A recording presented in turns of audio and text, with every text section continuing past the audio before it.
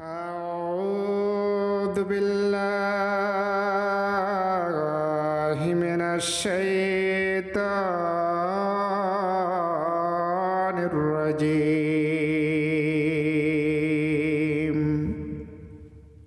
وقل الحق من ربكم فمن شاء فليؤمن ومن شاء فليكفر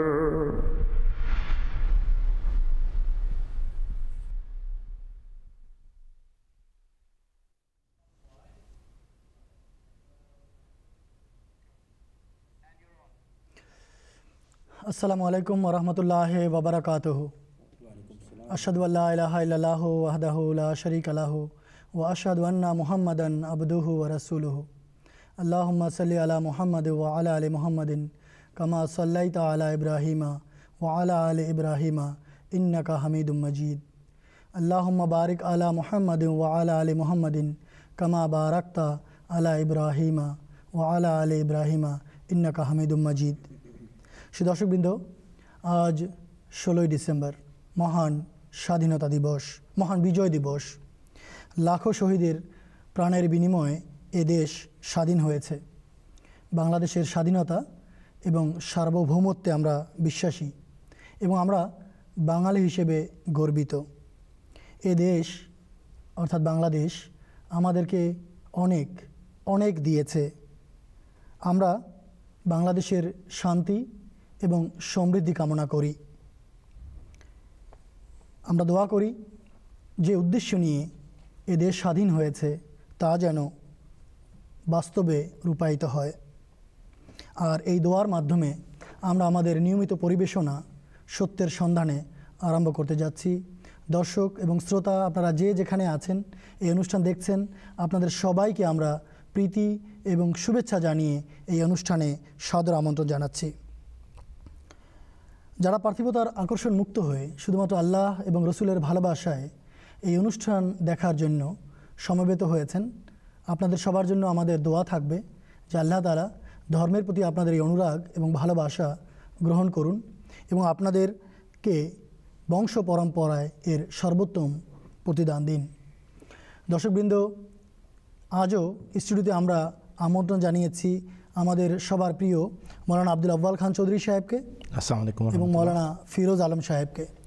আমরা পুরো দু ঘন্টা আপনাদের সাথে থাকব, আপনাদের সাথে কথা বলবো। আর আমি আশা করব আপনাদের স্বতঃস্ফূর্ত অংশগ্রহণ আমাদের এই অনুষ্ঠানকে প্রাণবন্ত করবে। টেলিভিশনের পর্দায় আপনারা দর্শক দৃষ্টি রাখুন। আপনাদের জানা আছে, যদি আপনারা সরাসরি এই অনুষ্ঠানে যোগ দিতে চান তাহলে টেলিভিশনের পর্দায় প্রদর্শিত নাম্বারগুলো টুকে নিন। সময় এবং সুযোগ মতো আপনারা যোগাযোগ করুন। আমরা আপনাদের সাথে কথা বলতে পারলে আমাদের ভালো লাগবে। দর্শক, আপনারা জানেন আমরা আমাদের এই অনুষ্ঠানের রীতি অনুযায়ী সর্বপ্রথম আল্লাহ এবং আল্লাহ রসুলের গুণগান দিয়ে আমরা আলোচনা শুরু করে থাকি। তাই আমাদের যে রীতি এবং আমাদের যে ধারাবাহিকতা, তার আলোকে আমি মৌলানা ফিরোজ আলম সাহেবের কাছে সর্বপ্রথম অনুরোধ রাখবো, যদি আপনি আমাদের যে রীতি আছে আল্লাহ এবং আল্লাহ রসুলের গুণগান দিয়ে আরম্ভ করার, এ সম্পর্কে যদি আপনি কিছুটা আলোকপাত করতেন। আপনাকে অনেক ধন্যবাদ। আসসালামু আলাইকুম ওয়া রাহমাতুল্লাহি ওয়া বারাকাতুহু। সুধী দর্শক মণ্ডলী, আমরা আমাদের অনুষ্ঠান যেভাবে উপস্থাপক সাহেব বলেছেন যে আমরা খোদা প্রেম এবং হজরত মোহাম্মদ রসুল্লাহ সাল্লাল্লাহু আলাইহি সাল্লামের কোনো উত্তম এবং আকর্ষণীয় বৈশিষ্ট্য সম্পর্কে আলোচনার মাধ্যমে অনুষ্ঠানের সূচনা করে থাকি।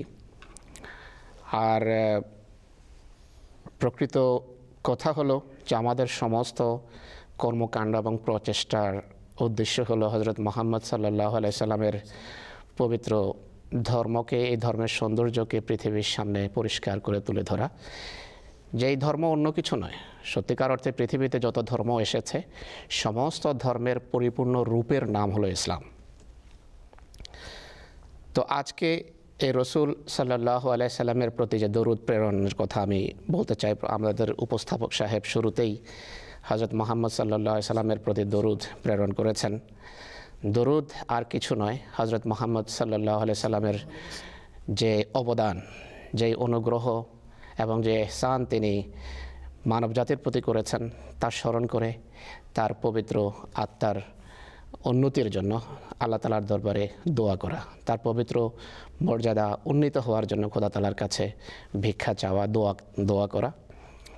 হযরত মুহাম্মদ সাল্লাল্লাহু আলাইহি সাল্লামের প্রতি দরুদকে অনেক বড় মর্যাদা দেওয়া হয়েছে কোরআনে কারিমে এবং স্বয়ং রাসূলুল্লাহ সাল্লাল্লাহু আলাইহি ওয়াসাল্লামের উক্তিতে। কোরআন শরীফে আল্লাহ তাআলা বলেন যে ইন্নাল্লাহা ওয়া মালাইকাতাহু ইউসাল্লুনা আলান নবী ইয়া আইয়ুহাল্লাযীনা আমানু সাল্লু আলাইহি ওয়া সাল্লিমু তাসলিমা। স্বয়ং আল্লাহ এবং তার ফেরেশতা মুহাম্মদ রাসূলুল্লাহর প্রতি সালাত প্রেরণ করেন, দরুদ প্রেরণ করেন। তাই হে বিশ্বাসীগণ, যারা তার সাথে সম্পর্কের দাবি করো, তোমাদেরও উচিত এরই অনুসরণে, এই রীতির অনুসরণে তার প্রতি সালাম এবং দরুদ প্রেরণ করা। এই জন্যে আমরা হযরত মুহাম্মদ রাসূলুল্লাহ সাল্লামের প্রতি দরুদ প্রেরণে বিশ্বাসী। বিভিন্ন বুজুর্গের জীবনীতে আমরা দেখেছি, তাজকিরাতুল আউলিয়ায় বা অন্যান্য বইতে লেখা আছে যে দরুদ শরীফের এত কল্যাণ, এত বরকত রয়েছে যে অনেক অলিউল্লাহর কাছে, নির্দিষ্ট নাম এখন আমার সামনে নেই, পড়েছি যে মানুষ বিভিন্ন সমস্যা নিয়ে তাদের কাছে আসতেন। কেউ আসতেন যে আমার ঘরে সন্তান হয় না, আপনি দোয়া করুন, আল্লাহ তাআলা আপনার দোয়া গ্রহণ করেন। তিনি সমাধান দিয়েছেন দরুদ শরীফ পড়ো অজস্র ধারায়।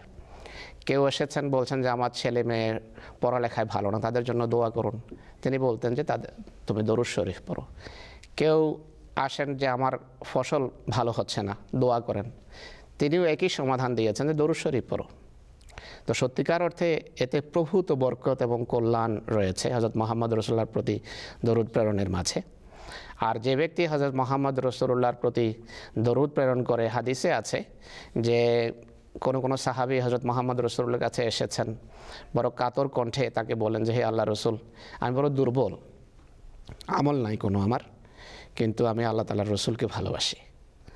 হযরত মুহাম্মদ রাসূলুল্লাহ বললেন যে আল মারু মা মান আহাব্বা, যে ঠিক আছে অন্য কোনো আমল যদি না থাকে তাহলে তুমি বা মানুষ সেই ব্যক্তির সাথে থাকবে কিয়ামত দিবসে যাকে সে সত্যিকার অর্থে ভালোবাসে। তো এই বরকত এবং কল্যাণের কথা হাদিসে উল্লেখ আছে দরুদ শরীফের। তো সেই কারণেই আমরা আবার হযরত মুহাম্মদ রাসূলুল্লাহ সাল্লাল্লাহু আলাইহি ওয়াসাল্লামের প্রতি দরুদের প্রতি মানুষের দৃষ্টি আকর্ষণ করব।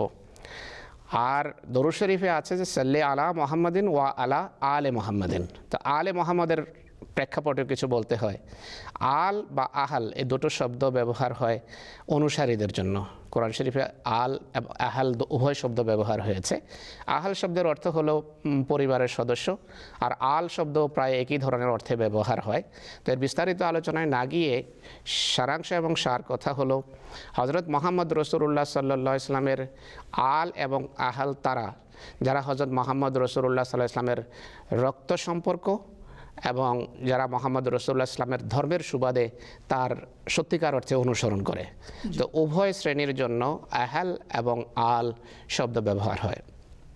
আজকে আমরা প্রধানত হযরত মুহাম্মদ রাসূলুল্লাহ সাল্লাল্লাহু আলাইহি ওয়াসাল্লামের সেই আহালকে স্মরণ করব যারা তিনি সাল্লাল্লাহু আলাইহি ওয়াসাল্লামের রক্ত সম্পর্ক ছিলেন, যারা তার সন্তান সন্ততি ছিলেন, যারা তার দৌহিত্র ছিলেন বা কন্যা ছিলেন, যাদেরকে আমরা জানি যে মুহাম্মদ রাসূলুল্লাহর ঘরে তার চার দেয়ালের ভিতর তারা বসবাস করতেন, যেমন হযরত হাসান হুসাইন বা হযরত ফাতেমা, হযরত আলী রাদিয়াল্লাহু আনহু এবং তার স্ত্রীরা সকলেই আহাল এবং আলের অন্তর্গত। তো তাদের প্রতি শ্রদ্ধার সাথে আমরা দরুদ প্রেরণ করি। আল্লাহ তাআলা তাদের পদমর্যাদা উন্নীত করুন। বিশেষ করে এই যেই মাসে আমরা এখন আছি, যেই মাস আমরা অতিক্রম করছি, এটি মুহররমের মাস। এই মাসে হযরত মুহাম্মদ রাসূলুল্লাহ সাল্লাল্লাহু আলাইহি ওয়াসাল্লামের এই পবিত্র বংশধরদের উপর বড় অন্যায় করা হয়েছে, বড় নির্দয়ভাবে তাদেরকে খুন করা হয়েছে, তাদের রক্ত ঝরানো হয়েছে। তো এটি অনেক বড় অন্যায় হয়েছে ভূপৃষ্ঠে। পৃথিবীর সবচেয়ে বড়, সবচেয়ে সম্মানিত রসুলের বংশের প্রতি বড় জুলুম এবং অন্যায় করা হয়েছে, এবং যারা এর হোতা এবং এর সাথে জড়িত ছিল তারা শাস্তিও পেয়েছে এবং দেরি হয়নি তাদের শাস্তি পেতে। এটা গত খুতবা আহমদিয়া মুসলিম জামাতের বর্তমান ইমাম তার জুমার খুতবায় উল্লেখ করেছেন এই কথাটি। তো আমরা পুনরায় তাদেরকে শ্রদ্ধার সাথে স্মরণ করব। আর এই কথা আবার আমি স্পষ্ট করতে চাই যে আধ্যাত্মিক অনুসারীরাও আহল এবং আলের অন্তর্ভুক্ত। সমস্ত অলিউল্লাহ, উম্মতের বড় বড় বুজুর্গ এবং আয়েমা যারা ছিলেন তারা সবাই হযরত মুহাম্মদ রাসূলুল্লাহ ইসলামের আধ্যাত্মিক বংশধর। তারা সবাই রাসূলুল্লাহ ইসলামের আহল এবং আল। আর এইভাবে এই যুগে হযরত রাসূল করিম সাল্লাল্লাহু আলাইহি ওয়াসাল্লাম যেই ইমাম এবং যে মাহদি এবং মসির আসার সংবাদ দিয়েছেন তার সম্পর্কও হাদিসে আল এবং আহলের সাথে দেখানো হয়েছে। যে হযরত সালমান ফারসির কথা আছে, যে হাদিসে আছে হযরত রাসূলুল্লাহ সাল্লাল্লাহু আলাইহি ওয়াসাল্লাম বলেছেন সালমান ও মিন্না আহলিল বাইত, যে সালমান আমাদের অংশ এবং আহলে বাইতের অন্তর্ভুক্ত। তো হযরত ইমাম মাহদি যিনি এসেছেন তিনি সরাসরি হযরত সালমান ফারসির জাতিভুক্ত এক ব্যক্তি, সেই অর্থে তিনি সরাসরি আহল সাব্যস্ত হন এই হাদিস অনুসারে। এছাড়া আরও রাসূল করিম সাল্লাল্লাহু আলাইহি ওয়াসাল্লামের হাদিস আছে যে ইমাম মাহদি ফাতেমার বংশোদ্ভূত হবেন। তো হযরত মির্জা গোলাম আহমদ আলাইহিস সালাতু ওয়াস সালাম যিনি মসিহ এবং মাহদি হওয়ার দাবি করেছেন, তার কোনো নানি হযরত ফাতেমার বংশধর এর সাথে এর দাদি মৌলানা সাহেব বললেন, আমার যতটা মনে পারবেন নানি পড়েছি, যে তার সম্পর্ক হযরত ফাতেমার বংশের সাথে রয়েছে। এই দিক থেকে তিনি সরাসরি রাসূল করিম সাল্লাল্লাহু আলাইহি ওয়াসাল্লামের আহল এবং আলের অন্তর্গত। তো এই দিনে আবার আমি তাদের প্রতি দরুদ প্রেরণ করে আমার এই নিবেদন শেষ করতে চাই যে আল্লাহুম্মা সাল্লি আলা মুহাম্মাদিন ওয়া আলা আলি মুহাম্মাদিন কামা সাল্লাইতা আলা ইব্রাহিম ওয়া আলা আলি ইব্রাহিম ইন্নাকা হামিদুম মাজিদ। আল্লাহুম্মা বারিক আলা মুহাম্মাদিন ওয়া আলা আলি মুহাম্মাদিন কামা বারাকতা আলা ইব্রাহিম ওয়া আলা আলি ইব্রাহিম ইন্নাকা হামিদুম মাজিদ। ধন্যবাদ আপনাকে মাওলানা ফিরোজ আলম সাহেব। সুদর্শকবৃন্দ, আল্লাহ তাআলার আদেশ হচ্ছে তার প্রিয় নবী মহানবী হযরত মুহাম্মদ মুস্তাফা সাল্লাল্লাহু আলাইহি ওয়াসাল্লামের উপর তোমরা বেশি বেশি দরুদ পাঠ করো। মাওলানা সাহেব দরুদ পাঠের গুরুত্ব এবং তাৎপর্য সংক্ষেপে তুলে ধরলেন এবং এর একটি বিশেষ দিকও তিনি আমাদের সামনে তুলে ধরলেন। তিনি একটিও বলেছেন যে এই মাস মহরমের মাস, এই মাসে আমাদেরকে নবী করিম সাল্লাল্লাহু আলাইহি ওয়াসাল্লাম এবং তার পরিবার পরিজনদের প্রতি বেশি বেশি দোয়া, তাদের জন্য বেশি বেশি দোয়া করতে হবে এবং আমাদেরকে দরুদ পাঠ করতে হবে। আর মাওলানা সাহেব এটিও বললেন যে গত শুক্রবার আমাদের প্রিয় ইমাম হযরত মির্জা মসরুর আহমদ সাহেব খলিফাতুল মসিহ আল খামেস আইয়াদাহুল্লাহ তাআলা বিনাসিল আজিজ, তিনিও এই পবিত্র মহরম মাসে দরুদ পাঠের প্রয়োজনীয়তা এবং গুরুত্বের দিকে আমাদের দৃষ্টি আকর্ষণ করেছেন। সুদর্শক, এবারে আমরা চলে যাচ্ছি আমাদের মূল আলোচনার বিষয়ে। প্রতিদিন নতুন নতুন দর্শক আমাদের এই অনুষ্ঠান দেখেন। পুরনো যারা আছেন তারাও এই অনুষ্ঠান বড় আগ্রহ ভরে দেখছেন এবং দেখেন এবং আমাদের কাছে নিয়মিত চিঠিপত্র এ ব্যাপারে আসে। তো প্রথমেই আমি আপনাদেরকে জানিয়ে দিতে চাই যে আহমদিয়া মুসলিম জামাত আমাদের ধর্মবিশ্বাস কী এটি সবার কাছে পরিষ্কার এবং স্বচ্ছ এ সম্পর্কে একটি ধারণা থাকা উচিত। তাই এ ব্যাপারে আমি মৌলানা আব্দুল আউয়াল খান চৌধুরী সাহেবকে অনুরোধ করব যদি সংক্ষেপে আপনি আহমদিয়া মুসলিম জামাতের ধর্মবিশ্বাস তুলে ধরতেন। ধন্যবাদ আপনাকে। আমাকে যে প্রশ্নটা আপনি করেছেন এটার একটা অংশের উত্তর মৌলানা ফিরোজ আলম সাহেব দিয়ে দিয়েছেন। তিনি বলেছেন ইসলাম সর্বশেষ এবং সম্পূর্ণ ধর্মমত এবং যেটার সূচনা হয়েছিল হযরত আদম আলাইহিস সালামের মাধ্যমে, তারই পূর্ণতা ঘটেছে হযরত আকদাস মুহাম্মদ রাসূলুল্লাহ সাল্লাল্লাহু আলাইহি ওয়াসাল্লামের মাধ্যমে। আল্লাহ তাআলা পবিত্র কোরআনে ঘোষণা দিয়ে বলেছেন আল ইয়াউমা আকমালতু লাকুম দীনাকুম ওয়া আতমামতু আলাইকুম নি'মাতি ওয়া রাযিতু লাকুমুল ইসলাম দীনা। সূরা মায়দার 4 নম্বর আয়াতের শেষাংশে আল্লাহ বলছেন, আজকের দিন আমি ধর্মকে তোমাদের জন্য পূর্ণ করে দিলাম, আমার অনুগ্রহ এবং নিয়ামতকে তোমাদের জন্য সম্পূর্ণ করে দিলাম, আর তোমাদের জন্য ইসলামকে ধর্মরূপে মনোনীত করলাম। ইসলাম কে, অর্থাৎ ইসলাম বলতে সম্পূর্ণ সমর্পণ করার শিক্ষাকে, ন্যাস বিদ্যাকে, নিজেকে আল্লাহর জন্য ন্যাস সাধন করা, এটাকে তোমাদের জন্য সম্পূর্ণ ধর্ম হিসাবে মনোনীত করলাম। এই ঘোষণার পর নতুন কোনো ধর্মের কোনো সুযোগ এখানে নেই। আহমদিয়া জামাত কোনো নতুন ধর্মের নাম নয়। আহমদিয়া জামাত সেই খাঁটি ইসলামের নাম যা হযরত মুহাম্মদ রাসূলুল্লাহ সাল্লাল্লাহু আলাইহি ওয়াসাল্লাম 1400 বছর আগে আমাদের জগতে প্রচার করেছিলেন এবং প্রসার ঘটিয়েছিলেন। এক ঐক্যবদ্ধ ঐশী নেতৃত্বের অধীনে একটি দলের নাম আহমদিয়া জামাত। ঐশী নেতৃত্ব হবে আর সবাই আমরা এক হয়ে জীবন যাপন করব। আমাদের বৈচিত্র্যের মাঝে ঐক্য, এটা হচ্ছে জীবনের ব্রত। নানা রকমের আমাদের যোগ্যতা এবং বুদ্ধিমত্তা আছে, কিন্তু তারপরেও ঐশী নেতৃত্ব যখন আল্লাহর পক্ষ থেকে আসে তার সামনে নিজেকে সমর্পণ করার শিক্ষা রয়েছে। আমরা বিশ্বাস করি যে সেটার উপরে আমরা আমল করছি। মুসলমান যারা আছেন তারা জানেন কলেমা, নামাজ, রোজা, জাকাত এবং হজ, এই পাঁচটি হচ্ছে ইসলাম ধর্মের স্তম্ভ। আল্লাহ ছাড়া কোনো উপাস্য নাই, তিনি এক অদ্বিতীয়, এবং হজরত আকদাস মোহাম্মদ রসুল্লাহ সাল্লাল্লাহু আলাইহি ওয়াসাল্লাম তিনি হচ্ছেন আল্লাহর পক্ষ থেকে শেষ শরীয়তবাহক নবী এবং রসুল এবং আল্লাহর এক বান্দা। আমরা সাক্ষ্য দিই, 5 বেলা কিবলামুখী হয়ে নামাজ আদায় করি, নিজেকে সমর্পণ করি, তার সাথে কথা বলার চেষ্টা করি, জাকাতের নিসাব পূর্ণ হলে জাকাত দিই, রোজার শর্ত পূর্ণ হলে রোজা রাখি, এবং হজের শর্ত পূর্ণ হলে হজ করি। যে কটা বিষয়ে ইসলাম ধর্ম আবশ্যক স্তম্ভ হিসেবে আমাদেরকে শিক্ষা দিয়েছে সবগুলো মানি এবং পালন করার আপ্রাণ চেষ্টা করি। যতগুলো বিষয় ঈমান রাখার কথা বলা আছে, আমানতু বিল্লাহি ওয়া মালাইকাতিহি ওয়া কুতুবিহি ওয়া রুসুলিহি ওয়াল ইয়াউমিল আখিরি ওয়াল কদরি খায়রিহি ওয়া শাররিহি মিনাল্লাহি তাআলা ওয়াল বা'সি বাদাল মউত, যতগুলো বিষয় ঈমান রাখার কথা বলা আছে সবগুলোতে ঈমান রাখি। অতএব ধর্ম নিয়ে কোনো সমস্যা নেই। ধর্ম সেটাই যেটা সম্পূর্ণ রূপ ধারণ করেছে হজরত মুহাম্মদ সাল্লাল্লাহু আলাইহি ওয়াসাল্লামের মাধ্যমে। তার আনিত ধর্মই আমাদের ধর্ম। তফাৎ হচ্ছে সাধারণ মুসলমানদের সাথে আমাদের একটি ভবিষ্যৎবাণীকে কেন্দ্র করে হজরত মুহাম্মদ রসুল্লাহ সাল্লাল্লাহু আলাইহি ওয়াসাল্লাম বলে গেছেন, শেষ যুগে লোকেরা যখন দলাদলিতে মত্ত হয়ে যাবে, মুসলমানদের মধ্যে ঐক্য থাকবে না, আধ্যাত্মিকতা থাকবে না, ঈমান থাকবে না, মুখে মুসলমান হবে, কাজে মুসলমান থাকবে না, ইসলামের আচরণ থাকবে না, কিন্তু ইসলামের নাম ভাঙানো হবে, তখন ইসলামকে আবার জাগ্রত করার জন্য, পুনর্বাসিত করার জন্য, আল্লাহর পক্ষ থেকে ঈমানকে ফেরত দেওয়ার জন্য হজরত মুহাম্মদ সাল্লাল্লাহু আলাইহি ওয়াসাল্লামের ভবিষ্যৎবাণী অনুযায়ী প্রতিশ্রুত মাসিহ এবং ইমাম মাহদী আলাইহিস সালামের আসার কথা আছে। আমরা বিশ্বাস করি এই সেই যুগ যেটাকে আখেরি যুগ বলা হয়েছে, শেষ যুগ বলা হয়েছে, সেই যুগে প্রতিশ্রুত ইমাম মাহদী আলাইহিস সালাম, প্রতিশ্রুত মাসিহ আলাইহিস সালাম এসে গেছেন। তার পবিত্র নাম হজরত মির্জা গোলাম আহমদ কাদিয়ানী আলাইহিস সালাম। আমরা বিশ্বাস করি যে তিনি সেই প্রতিশ্রুত মাসিহ এবং মাহদী, যার কথা রসুল আকরাম সাল্লাল্লাহু আলাইহি ওয়াসাল্লাম বলে গেছেন। আমরা তার হাতে বয়াত করে এক হয়েছি, তার মৃত্যুর পর তার খলিফার হাতে বয়াত করা আছে আমরা। বাকি মুসলমানরা অপেক্ষায় আছেন। শুধু মুসলমানরা অপেক্ষায় নাই, অন্যান্য ধর্মাবলম্বীরা বিভিন্ন পথ এবং মতের যারা আছেন, যারা আসলে ইসলামেরই অংশ কিন্তু পিছিয়ে রয়ে গেছেন, তারাও কিন্তু এক মহাপুরুষের অপেক্ষায় দিন কাটাচ্ছেন। তিনি এসে গেছেন, তাদের জন্য সুসংবাদ। আমরা মেনেছি আর অন্যেরা অপেক্ষায় আছেন, এই হচ্ছে তফাৎ। মুসলমানদের ক্ষেত্রে বিশেষভাবে পরিষ্কার করে বলে দিই, ইমাম মাহদী আলাইহিস সালাম প্রতিশ্রুত মাসিহ আলাইহিস সালাম হিসাবে এসে গেছেন, এটা আমরা বিশ্বাস করি। আমরা তার হাতে বয়াত করে এক ঐক্যবদ্ধ জামাতে পরিণত হয়েছি, আর বাকিরা অপেক্ষায় আছেন, আসবেন, এখনও আসেননি, এই হচ্ছে তাদের বক্তব্য। তাহলে মিলটাও আমরা জানলাম এবং অমিলটাও আমরা জানলাম। ধন্যবাদ। ধন্যবাদ আপনাকে মৌলানা আব্দুল ওয়াল খান চৌধুরী সাহেব সংক্ষেপে বলার জন্য।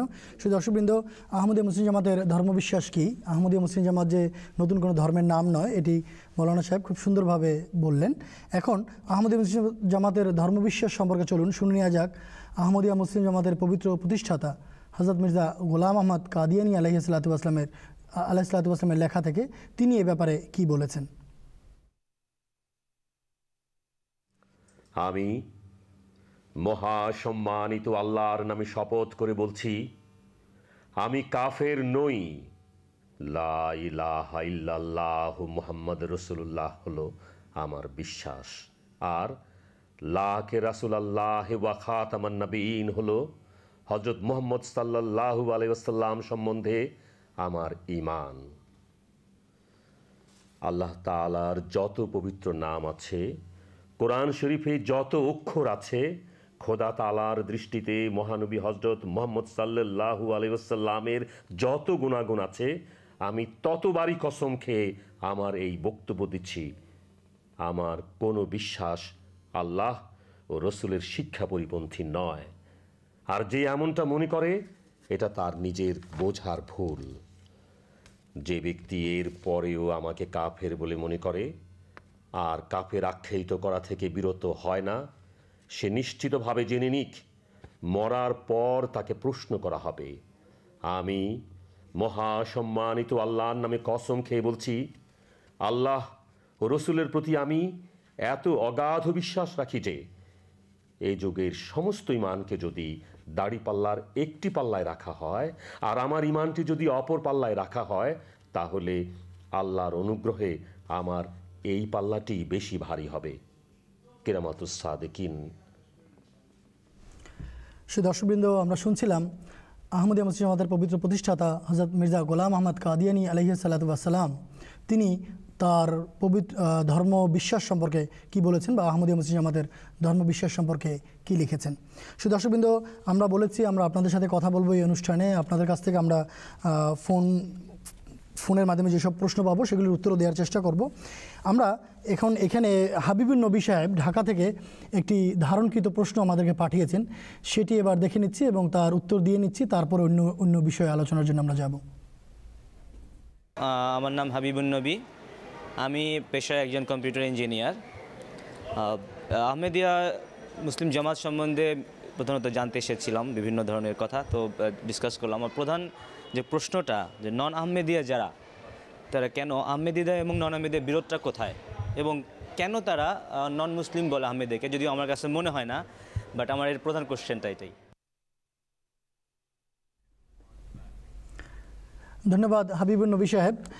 আমি এই প্রশ্নটি রাখছি প্যানেলের কাছে, মাওলানা ফিরোজ আলম সাহেব যদি উত্তর দিতেন। ধন্যবাদ আপনাকে এবং প্রশ্নকারীকে। আহমদি এবং আহমদীদের ভিতর পার্থক্য কোথায়, এই অংশের উত্তর দিয়েছেন মৌলানা সাহেব এখনই, যে মৌলিক কোনো পার্থক্য নেই। মুসলমানদের অন্যান্য ফিরকা এক মহাপুরুষের আগমনের অপেক্ষায় আছে, যাকে তারা কোথাও মাহদি বলেন, কোথাও তার নাম ঈসা উল্লেখ আছে, আর আহমদিয়া মুসলিম জামাত বিশ্বাস করে যে তিনি এসে গেছেন। এটি হলো মৌলিক পার্থক্য। আর কাফের কেন আখ্যা দেয়, এটি ওনার দ্বিতীয় অংশ প্রশ্নের। তো কাফের আখ্যা দেয়া এটি একটি এখন পেশায় পরিণত হয়েছে মুসলমানদের ভিতর, বরং নেশা বলতে হবে। তাদেরকে নেশা পেয়েছে কাফের বলার মানুষকে। সামান্য মত পার্থক্য হলেই কাফের হয়ে গেল, বিবি তালাক হয়ে গেল, বা ছাড়াছাড়ি হয়ে গেছে বিবির সাথে। শত শত হাজার হাজার বই লেখা হয়েছে, আমি বলবো যে হাজার হাজার পৃষ্ঠা লেখা হয়েছে কাফের ফতোয়া সম্বলিত। মুসলমানদের কোনো এমন ফিরকা নেই যে ফিরকাকে অন্যরা কাফের আখ্যা দেয়নি। শিয়াদেরকে কাফের আখ্যা দিয়ে রেখেছে সুন্নিরা, বেরলভিদের কাফের আখ্যা দিয়েছে দেওবন্দিরা, তো কেউ এর বাহিরে না। এবং অদ্ভুত অদ্ভুত শব্দ ব্যবহার হয়েছে এই সম্পর্কে, শুধু কাফের আখ্যা দিয়ে ক্ষান্ত হয়নি, বরং এমন এমন শব্দ ব্যবহার হয়েছে যে এখানে উচ্চারণ করা যাবে না। আমি শুধু জাস্ট নমুনাস্বরূপ আপনাদেরকে বলতে চাই যে এক ফেরকা আরেক ফেরকা সম্পর্কে বলেছে যে এরা এই কাজ করে কাফের হয়ে গেছে। যদি কেউ এদেরকে কাফের মনে না করে, সেও ঘৃণ্য ধরনের কাফের। আর এই কাফের সাথে কোনো মানুষের বিয়ে তো হতেই পারে না। যদি কোনো জানোয়ারের সাথে বিয়ে হয়, কোনো পশুর নাম উল্লেখ করেছে বইতে, সেই পশু থেকে যদি এই মানুষরূপী পশুর কোনো সন্তান হয়, তাহলে সেও কাফের। তো কাফের ফতোয়া দিতে দিতে মুসলমানরা বা মুসলমানদের বিভিন্ন ফিরকা, আমরা যারা সজ্জন, যারা ভদ্র মুসলমান আছেন তাদের কথা বলছি না, ধর্ম ব্যবসায়ী, যাদের ব্যবসায়ী হলো কাফের আখ্যা দেয়া, তারাই এই ঘৃণ্য পর্যায়ে পৌঁছেছে।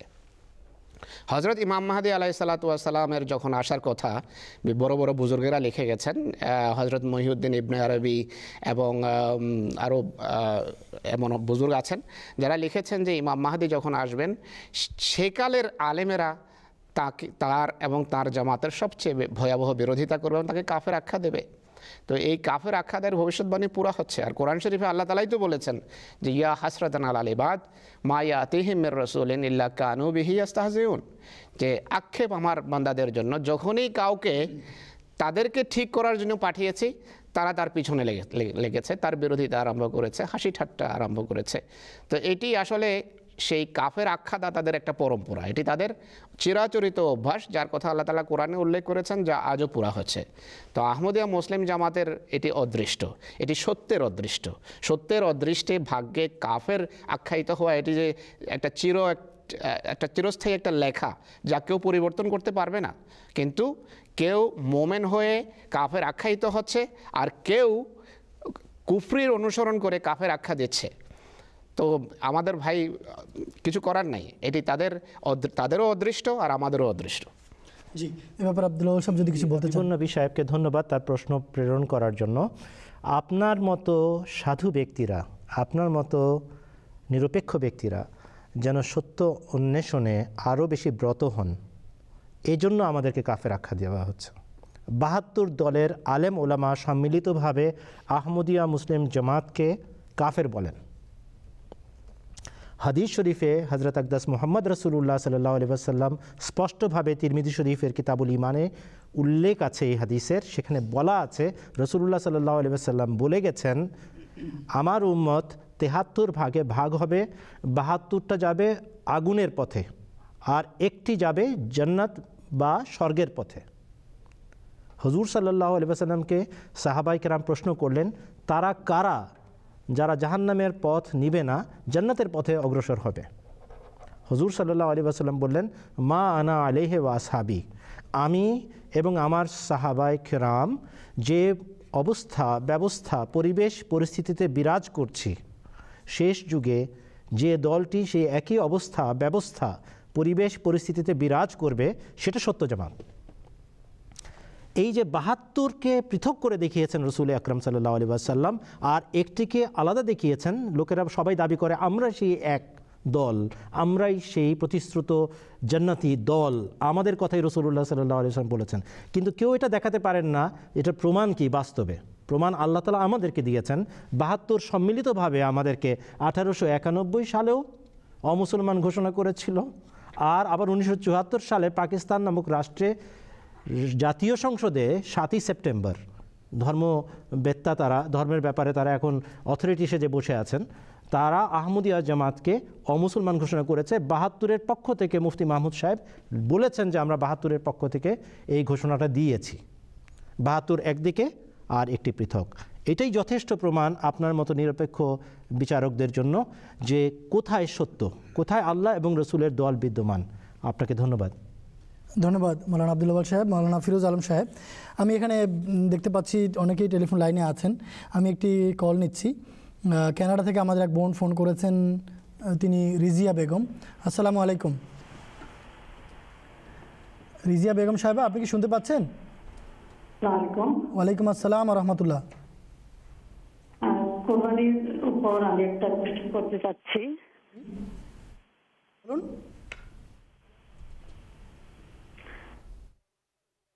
আপনার প্রশ্নটি করুন। এবং তাতে আমরা সামর্থ্য অনুযায়ী কোরবানি করে থাকি। তো আমার প্রশ্ন হচ্ছে, নন আহমদীদের কোরবানিতে শেয়ার করা যায় কি না? আচ্ছা, ধন্যবাদ আপনার প্রশ্নের জন্য।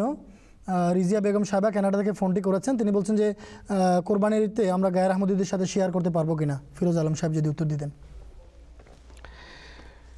কোরবানিতে গায়ের আহমদীদের শরিক করার, বা শরিক বলতে বোঝাচ্ছে যে যেমন 7 জন মিলে একটা গরু জবাই করলো, সেই 7 জনের একজন গায়ের আহমদী হতে পারে কিনা। তো এই বিষয়ে নীতিগত কথা হলো যে ব্যক্তি এক আল্লাহ বিশ্বাসী, শিরক করে না, পৌত্তলিকতায় বিশ্বাসী না, মুসলমান, আর এক মুসলমানের সাথে একাত্রে কোরবানি দিতে কোনো তেমন বাধা আমি দেখি না। কিন্তু একটা কথা মনে রাখতে হবে যে সে ওই কোরবানির প্রাণী জবাই করবে না। আপনার বা যাকে দিয়ে সেই প্রাণী জবাই করাবেন সে এমন যেন না হয় যে আল্লাহ তাআলা যাকে প্রেরণ করেছেন তাকে গালি দেয়, তাকে দোষারোপ করে। এমন ব্যক্তি আমরা যে কোরবানির প্রাণী জবাই করব সেই প্রাণী জবাই করতে পারে না। এটি আমার ব্যক্তিগত একটি ধারণা। সেই ক্ষেত্রে আমি এটার ব্যাপারে একটু বলি, যদি মৌলানা সাহেব অনুমতি দেন। জি জি, 100 বার পারবে। 7টি ভাগের ভিতরে যারা সাধারণ মুসলমান আছেন তারা অংশগ্রহণ করতে পারবেন, একসাথে কোরবানি দিতে পারবেন। যদি তারা জবাই করে এবং আমরা অংশ নিতে পারি, 100 বার খেতে পারবো। কেননা রসুল আকরাম সাল্লাল্লাহু আলাইহি ওয়াসাল্লাম বলে গেছেন, মুসলমানের জবাই করা মাংস যারা খায় তারা মুসলমান। তো সেই হিসাবে জবাই করতেও কোনো অসুবিধা নাই। শুধুমাত্র সাবধানতা মৌলানা সাহেব যেটা বলছেন সেটা তখন অবলম্বন করতে হবে যখন সামাজিক বিশৃঙ্খলা দেখা দেওয়ার আশঙ্কা থাকে। বাংলাদেশ তো আল্লাহর ফজলে অনেক সভ্য দেশ, আর আজকে আমরা বিজয়ের 40 বছর উত্তীর্ণ করেছি বা পার করেছি, এটা যে আমাদের জন্য কত আনন্দের বিষয়। আমরা এমন একটা দেশে বাস করি, বাস করি বা সমাজের প্রতিনিধিত্ব করি যেখানে সহিষ্ণুতা আছে, একে অপরকে জানার এবং কাছে আসার অভ্যাস আছে। কিন্তু এমনও দেশ আছে পৃথিবীতে যারা দ্বিমতের কারণে, ধর্মীয় ব্যাখ্যা বিশ্লেষণের দ্বিমতের কারণে একে অপরকে সহ্য করতে পারে না। সেখানে যদি আপনি দেখেন যে সামাজিক অশান্তি বিশৃঙ্খলা ছড়ানোর আশঙ্কা আছে, তাহলে অবশ্যই আপনারা একত্রে দিবেন না, সেটা তো কমন সেন্সের ব্যাপার। কিন্তু শরীয়তের দিক থেকে কোনো সমস্যা নেই। হযরত মুহাম্মদ সাল্লাল্লাহু আলাইহি ওয়াসাল্লাম বলেছেন, মান সাল্লা সালাতানা ওয়াস্তাকবালা কিবলাতানা ওয়া আকালা যাবিহাতানা ফাযালিকাল মুসলিমুল্লাযী লাহু জিম্মাতুল্লাহি ওয়া জিম্মাতু রাসূলিহি ফালা তুগফিরুল্লাহা ফি জিম্মাতিহি। তো আশঙ্কার যদি থাকে সেটা অবশ্যই সাবধানতা অবলম্বন করবেন। কিন্তু শরীয়তের দিক থেকে মুসলমান, সাধারণ মুসলমান, হানাফি, শাফিঈ, মালিকি, হাম্বলি যে কোনো ফিরকার এবং দলের মুসলমানদের সাথে কুরবানিতে একসাথে অংশগ্রহণ করতে কোনো বাধা নেই। ধন্যবাদ আপনাদেরকে। বোন রাজিয়া বেগম, আশা করি আপনি আপনার প্রশ্নের উত্তর পেয়েছেন। এবারে আমরা কথা বলবো পশ্চিমবঙ্গে আছেন আমাদের ভাই আবু তাহের মণ্ডল সাহেব, তার সাথে। আসসালামু আলাইকুম। ওয়ালাইকুম আসসালাম রহমতুল্লাহ বরকাতুহু। ওয়ালাইকুম আসসালাম রহমতুল্লাহ বরকাতুহু। জি, টেলিভিশনের ভলিউম একটু বন্ধ করে দিন, তারপরে আপনি আপনার প্রশ্নটি করুন। সাউন্ড অফ করে দিন। আমি আহমেদিয়া মুসলিম জামাত কারিপাড়া থেকে বলছি। জি, আহমেদিয়া মুসলিম জামাত কারিপাড়ায় আমরা এখানে একত্রিত হয়ে আছি। আমার এখানে আল্লাহর ফজলে 100-র উপরে মানুষ একত্রিত হয়ে আমরা এক প্যান্ডেলের মধ্যে আপনাদের এই প্রোগ্রাম সত্যের সন্ধান এখানে আমরা শুনছি। কারিপাড়া আহমেদিয়া মুসলিম জামাতের নিকটবর্তী ভাটিবাড়ি এলাকা থেকে 40 জনের উপরে হিন্দু ভাই আমার এখানে এসেছেন, যারা সনাতন ধর্মের উপরে বিশ্বাসী। আচ্ছা, তারা এখানে বিভিন্ন জামাত আমাদের কাছে প্রশ্ন করার জন্য উপস্থিত হয়েছিলেন। আমি তাদের মধ্য থেকে মাত্র 5-6 জন মানুষ তারা আপনাদের কাছে প্রশ্ন করবে। জি জি, আমি এক এক করে ওই ভাইদের কাছে যাচ্ছি।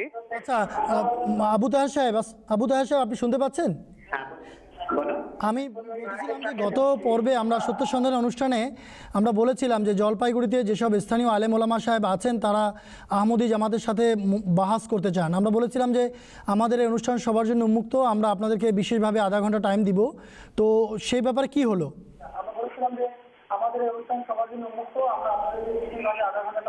জি জি, ওনাদের কাছে আমরা যখন একথা প্রস্তাব রেখেছিলাম, জি জি, প্রস্তাব রাখার পরে তারা এই বিষয়ে বলল যে আমরা টিভির সামনে আসতে রাজি নই। আচ্ছা, যে আপনারা যদি আমাদের গ্রামে এসে আমাদের সঙ্গে বাহাস করতে চান তবে আমরা যাব, আমরা এই প্রকাশ্যভাবে মানুষের সামনে আসবো না। আচ্ছা, যাই হোক, আমাদের পক্ষ থেকে প্রকাশ্য প্রস্তাব ছিল, আমরা এখনও রাজি আছি। যদি কেউ আসতে চায় আসতে পারে, আর যদি কেউ প্রকাশ্যে কথা বলতে না চায় তাহলে দর্শক আপনারা যারা শুনছেন আপনারা বিচার করে দেখবেন যে কার মনে কি আছে আর কে কি আসলে কার মূল উদ্দেশ্য কি। তো আবু তাহের সাহেব, আপনার সাথে যে সমস্ত সনাতন ধর্মী ভাইরা আছে তাদের প্রশ্নগুলো যদি বলে দিতেন আমাদেরকে। হ্যাঁ, আমি এক এক করে ওই ভাইদের কাছে যাচ্ছি। জি, হ্যাঁ, এক এক করে আমি ভাইদের কাছে যাচ্ছি, আর আপনাদের সামনে আমি ওনাদের নাম রেখে উনি ওনার পরিচয় দেবেন এবং ওনার প্রশ্ন আপনাদের সামনে রাখবেন। সর্বপ্রথম আমি সুনীল দত্ত রায়, সুশীল রায় মহাশয়ের কাছে যাচ্ছি। উনি ওনার প্রশ্ন করবেন, উনি আপনাদের পরিচয় সহ প্রশ্ন করছেন। আচ্ছা,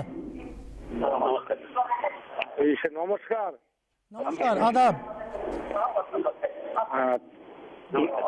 নমস্কার। তো আমি বলছি যে সুশীল রায় বলছি।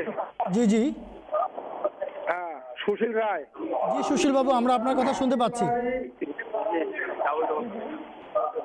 আমি অনুরোধ করব যে আপনারা যদি টেলিভিশনের ভলিউমটা বন্ধ করে দিয়ে টেলিফোনে কথা বলেন তাহলে ভালো হবে। আচ্ছা, ঠিক আছে ঠিক আছে।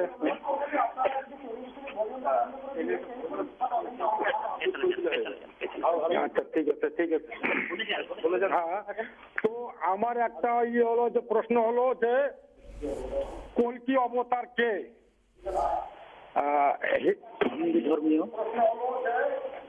হিন্দু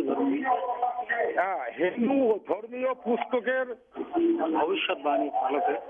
ভবিষ্যৎবাণীর আলোকে তার স্থান ক্ষণ ও তার পূর্ণতার উপর বিস্তারিত আমি জানতে চাই। আচ্ছা, ধন্যবাদ সুশীল বাবু, আমরা আপনার প্রশ্নটি পেয়েছি, আমরা আপনার প্রশ্নের উত্তর দেব। এরপরে কে আছেন?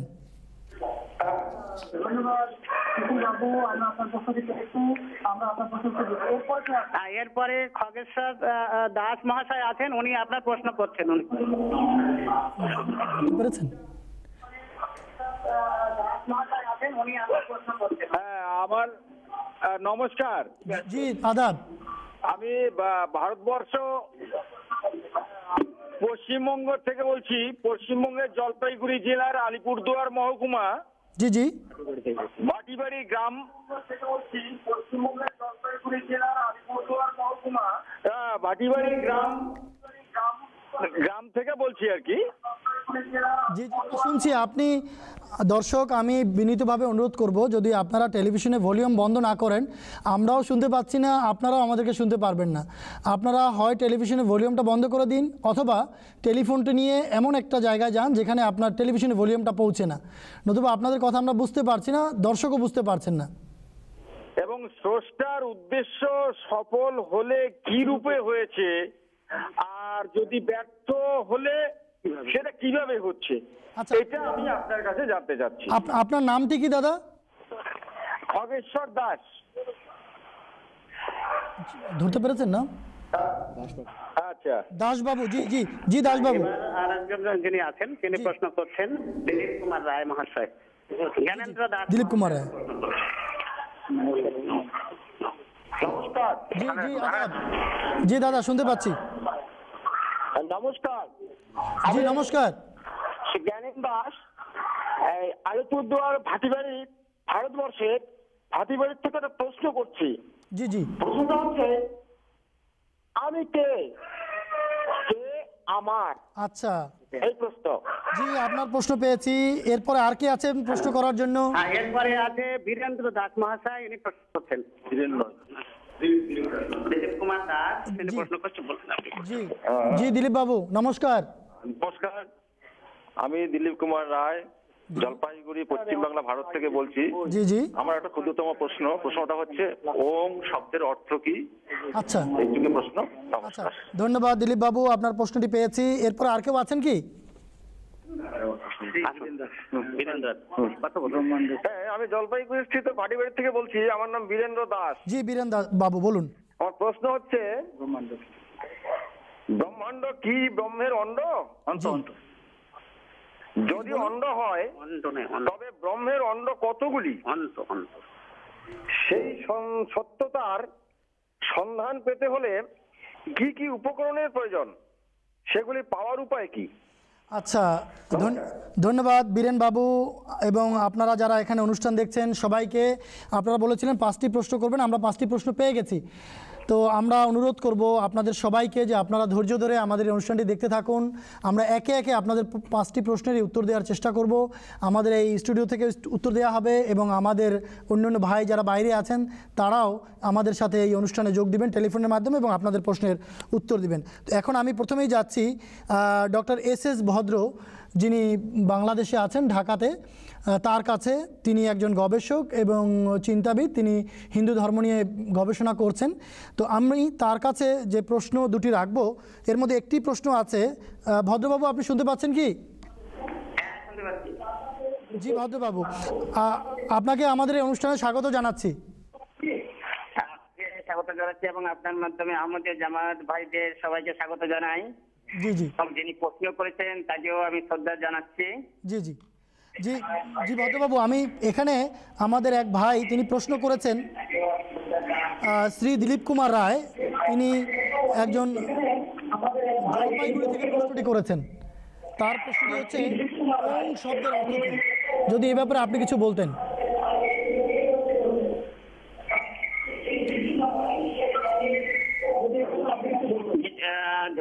ধন্যবাদ আপনাকে, এবং প্রশ্নকর্তা দিলীপ বাবুকে আমি ধন্যবাদ জানাচ্ছি। ওম শব্দটির অর্থ আমরা সাধারণত উপনিষদে দেখতে পাই, এবং মান্ডক্য উপনিষদে প্রথম শ্লোকে ওম শব্দের উল্লেখ পাওয়া যায়। এখানে সমস্ত জগৎই ওম অক্ষর দ্বারা প্রকাশ করা হয়েছে। ওম ব্রহ্মাত্মার বা ব্রহ্মের নাম। ছান্দোগ্য উপনিষদে ওম এই অক্ষর দ্বারা সূচিত ব্রহ্ম এবং সমস্ত জগৎ। মান্ডক্য উপনিষদের 8ম শ্লোকে বলা হয়েছে, সোহয় মত্তাহ মত্তাহ দক্ষরম ওঙ্কার ধীমাত্রাং পদমাত্রা মাত্রাস্য পদা অকার উকার মকারিতি। আত্মাকে যখন অক্ষর দ্বারা বর্ণনা করা হয় তখন তিনি ওঙ্কার, আত্মার পাদসমূহ ওঙ্কারের মাত্রা এবং ওঙ্কার এর মাত্রা সময় আত্মার পাদ, অকার উকার মকার এই তিনটি ওঙ্কারের মাত্রা।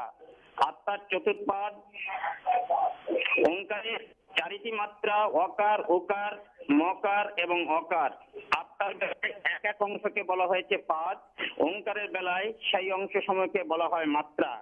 যখন অস্কর দ্বারা ব্রহ্মাকে বর্ণনা করা হয় তখন তিনি ওম, ওম অধিমাত্র অর্থাৎ অ উ ম সন্ধি করলে দেখা যাচ্ছে অ যোগ উ সমান সমান হয় হচ্ছে ও, ও এবং মকে সন্ধি যোগ করলে হয় অং। বাংলায় অংকে যদি আমি অনুনাসিক বর্ণ হিসেবে উপস্থাপন করি তাই অ এর উপর একটা চন্দ্রবিন্দু বসে তখন এটাকে ওং হয়। আমরা আরো দেখতে পাই শ্রীমদ ভাগবত গীতার 10ম অধ্যায়ের 25তম শ্লোকে ভগবান শ্রীকৃষ্ণ বলছেন তিনি শব্দ সমূহের মধ্যে ওঙ্কার ধ্বনি। এতেই বোঝা যাচ্ছে সমগ্র ব্রহ্মই ওম শব্দ দ্বারা প্রকাশিত। ধন্যবাদ দেববাবু আপনাকে। আচ্ছা, ধন্যবাদ ভদ্রবাবু আপনাকে খুব সুন্দর উত্তর দেওয়ার জন্য। আমরা আপনার কাছে আরেকটি প্রশ্ন নিয়ে আসতে চাচ্ছি, যদি আপনি আমাদেরকে সময় দিলেন এই জন্য আপনাকে ধন্যবাদও জানাচ্ছি। এখানে আরেকটি প্রশ্ন আমাদের যিনি করেছেন 5টি প্রশ্নের মধ্যে ছিল যে ব্রহ্মাণ্ড কি ব্রহ্মের অণ্ড? যদি অণ্ড হয় তবে ব্রহ্মের অণ্ড কতগুলো? সেই সত্যতার সন্ধান পেতে হলে কি কি উপকরণের প্রয়োজন, সেগুলি পাওয়ার উপায় কি? ভদ্রবাবু, আপনি যদি আপনার টেলিভিশনের ভলিউমটা বন্ধ করে দিয়ে টেলিফোনে কথা বলেন তাহলে আমাদের শুনতে সুবিধা হবে।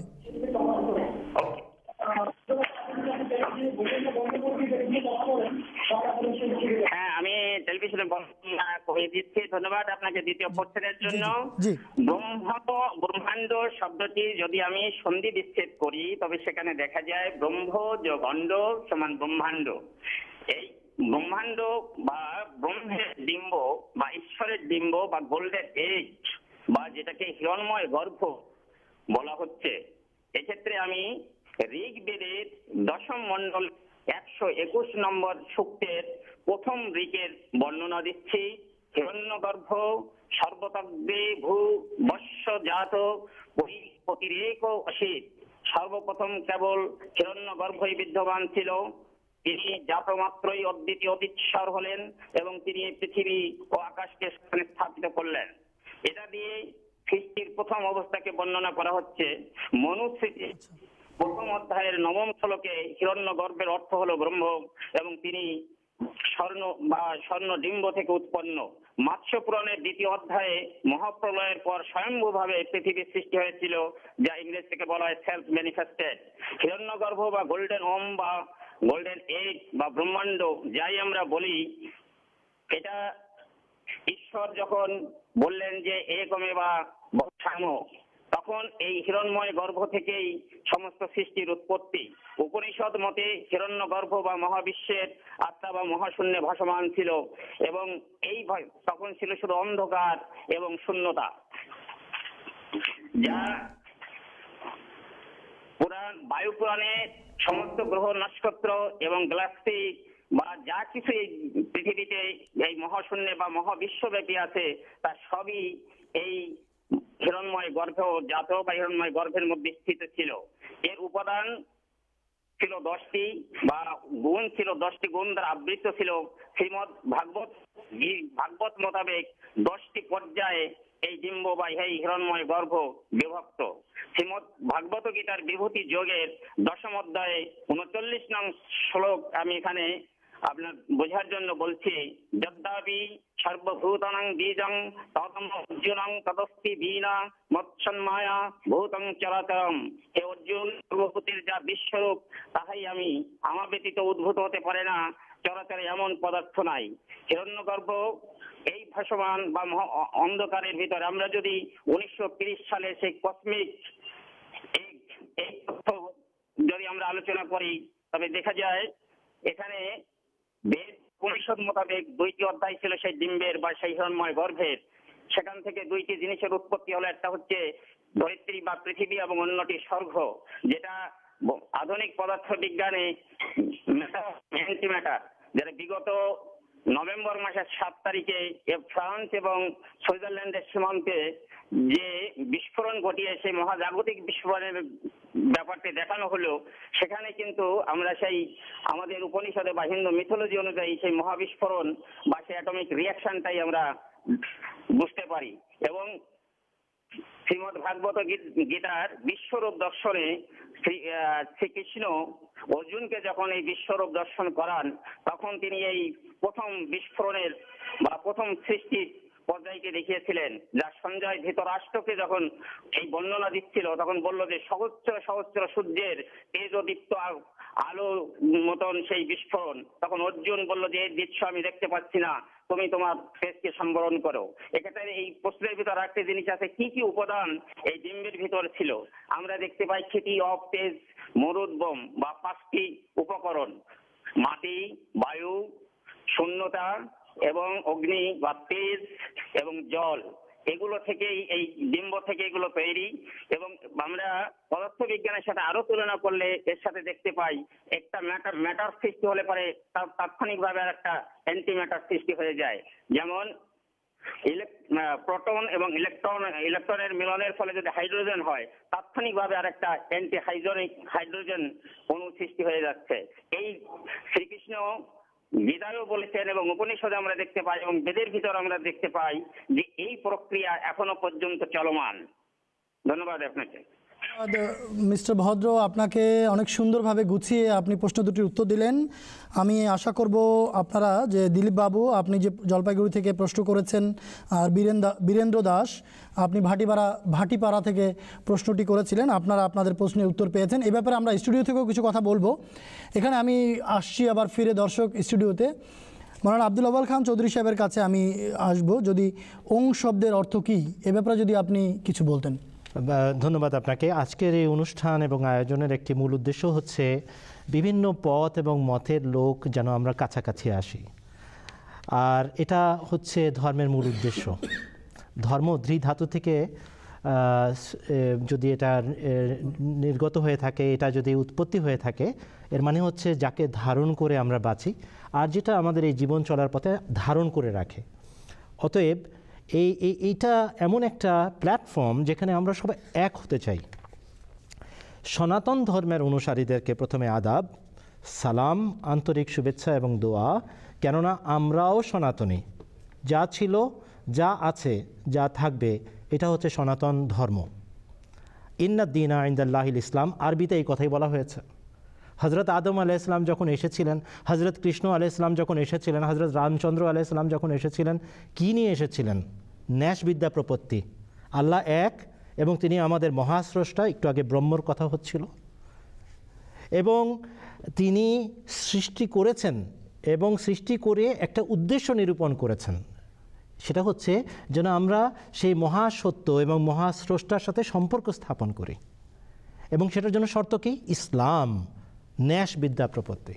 নিজেকে ন্যাস সাধন করে পাওয়া সম্ভব, তা না হলে পাওয়া যায় না। এটা হচ্ছে প্রথম কথা। দ্বিতীয় কথাটা হচ্ছে আমরা ওং নিয়ে আলোচনা করব, এবং আলোচনা শুরু করে দিয়েছেন ডক্টর সুধাংশু শেখর ভদ্র সাহেব, যিনি খুবই জ্ঞান পণ্ডিত এবং জ্ঞান তাপস ব্যক্তি, আমার শ্রদ্ধার পাত্র। রাজশাহীতে যখন উনি কর্মরত ছিলেন তখন ওনার কাছে কয়েকবার বসার সুযোগ আমার হয়েছে। ওনার গোপালগঞ্জের লাইব্রেরি দেখা বাকি আছে, কিন্তু এই যে উনি ওং শব্দের যে ব্যাখ্যাটা দিচ্ছেন, এছাড়াও আরও মনীষী আছেন যারা ব্যাখ্যা দিয়েছেন, নানা রকমের পণ্ডিত নানা ধরনের ব্যাখ্যা দিয়ে থাকেন। কোরআন শরীফের আলোকে আমি এই বিষয়টা একটু বলতে চাই। আল্লাহ তাআলা বলেছেন, ইন্নামা আমরুহু ইজা আরাদা শাইআন আন ইয়াকুলা লাহু কুন ফায়াকুন। আল্লাহ যখন কোনো কিছু করার সিদ্ধান্ত নেন, ওনাকে নড়তে হয় না, কোথাও যেতেও হয় না, উনি শুধু বলেন কুন, হও, ফায়াকুন, এবং কার্যত সেটা হয়ে যায়। যতদিন প্রক্রিয়া চলে, কিন্তু সেটা পূর্ণ হয়ে থাকে, হয়েই যায়, সেটা হতেই হয় সেটাকে। তাহলে দেখা যাচ্ছে ওম শব্দের মাধ্যমে বিশ্লেষণ করলে দেখা যাচ্ছে যে শব্দের মাধ্যমে এই বিশ্বজগতের উৎপত্তি, এই জন্য এটা ব্রহ্মের প্রতিভু হিসাবে চিহ্নিত করা হয় এটাকে, পরম স্রষ্টার প্রতিভূ, এটা সিম্বলিক। তাহলে একটা আদেশ, একটা ইচ্ছার বহিঃপ্রকাশ, একটি সিদ্ধান্তের মাধ্যমে জগৎ সূচনা হয়েছিল, একেবারে কারেক্ট। উনি ইচ্ছা করেছিলেন তাই জগৎ এসেছে, তিনি যখন চাইবেন না তখন জগৎ থাকবে না। আমরা একেবারে এ ব্যাপারে একমত। শুধুমাত্র ভাষাগত বা উচ্চারণগত তারতম্যের কারণে আমরা দূরত্বের মধ্যে বসে আছি, তা না হলে কিন্তু মূল দর্শনের সাথে আমাদের দ্বিমত নেই। আরেকটা জিনিস বলতে চাই যে ওম যে আদেশটার বলে জগৎ সৃষ্টির আদেশ জারি হয়েছিল এবং জগৎ সৃষ্টি হয়েছিল, এটা কোরআন শরীফে আরেকভাবে বলা আছে। ওখানে বলা আছে, অস্বীকারীরা কি দেখে না, আন্নাস সামাওয়াতে ওয়াল আরজা কানাতা রাতকান ফাফাতাকনাহুমা, আকাশমণ্ডলী এবং পৃথিবী এক পিণ্ডকারে গোলাকার আকারে আবদ্ধ অবস্থায় ছিল, জমাট বাঁধা ছিল। ফাফাতাকনাহুমা, আমরা সেটাকে বিস্ফোরিত করেছি। দ্য বিগ ব্যাং থিওরি কোরআন শরীফও বলে। এবং এই বিগ ব্যাং থিওরিতে আমরা জানি যে মহাবিস্ফোরণ ঘটেছিল, সেটাই ক্রমান্বয়ে শীতল আকার ধরে, এই গ্যাসীয় ফরমেশন যেটা ছিল সেটা শীতল হতে হতে হতে হতে কঠিন জিনিসে বা যেটাকে আমরা বলি ম্যাটারে পরিণত হয়, সেই ম্যাটারে যেটা আমরা এখন দেখে থাকি বিভিন্ন গ্রহ উপগ্রহ আকারে। এই যে গোলাকার পিণ্ড, একটু আগে ব্রহ্মাণ্ড নিয়ে আলোচনা হচ্ছিল, আমি শুনছিলাম। এই যে অণ্ড তাকে বলা হয় যেটা একটি গোলাকার আকার রাখে, এবং গোলাকার জিনিসটা একমাত্র আকৃতি, গোল আকৃতি, যার একটি কেন্দ্র আছে। এবং গোলাকার দুটো জিনিস সাব্যস্ত করে, একটা হচ্ছে এটা গ্যাসিয়াস ফরমেশনের তরল আকার ধারণ করেছিল, তারপরে এটা কঠিন আকার ধারণ করে। গ্যাসীয় ফরমেশন থেকে তরল থেকে কঠিন আকার ধারণ করে, এটা বুঝাচ্ছে গোলাকার। ছুটতে ছুটতে ঘুরতে ঘুরতে সেটা গোলাকার রূপ ধারণ করেছে।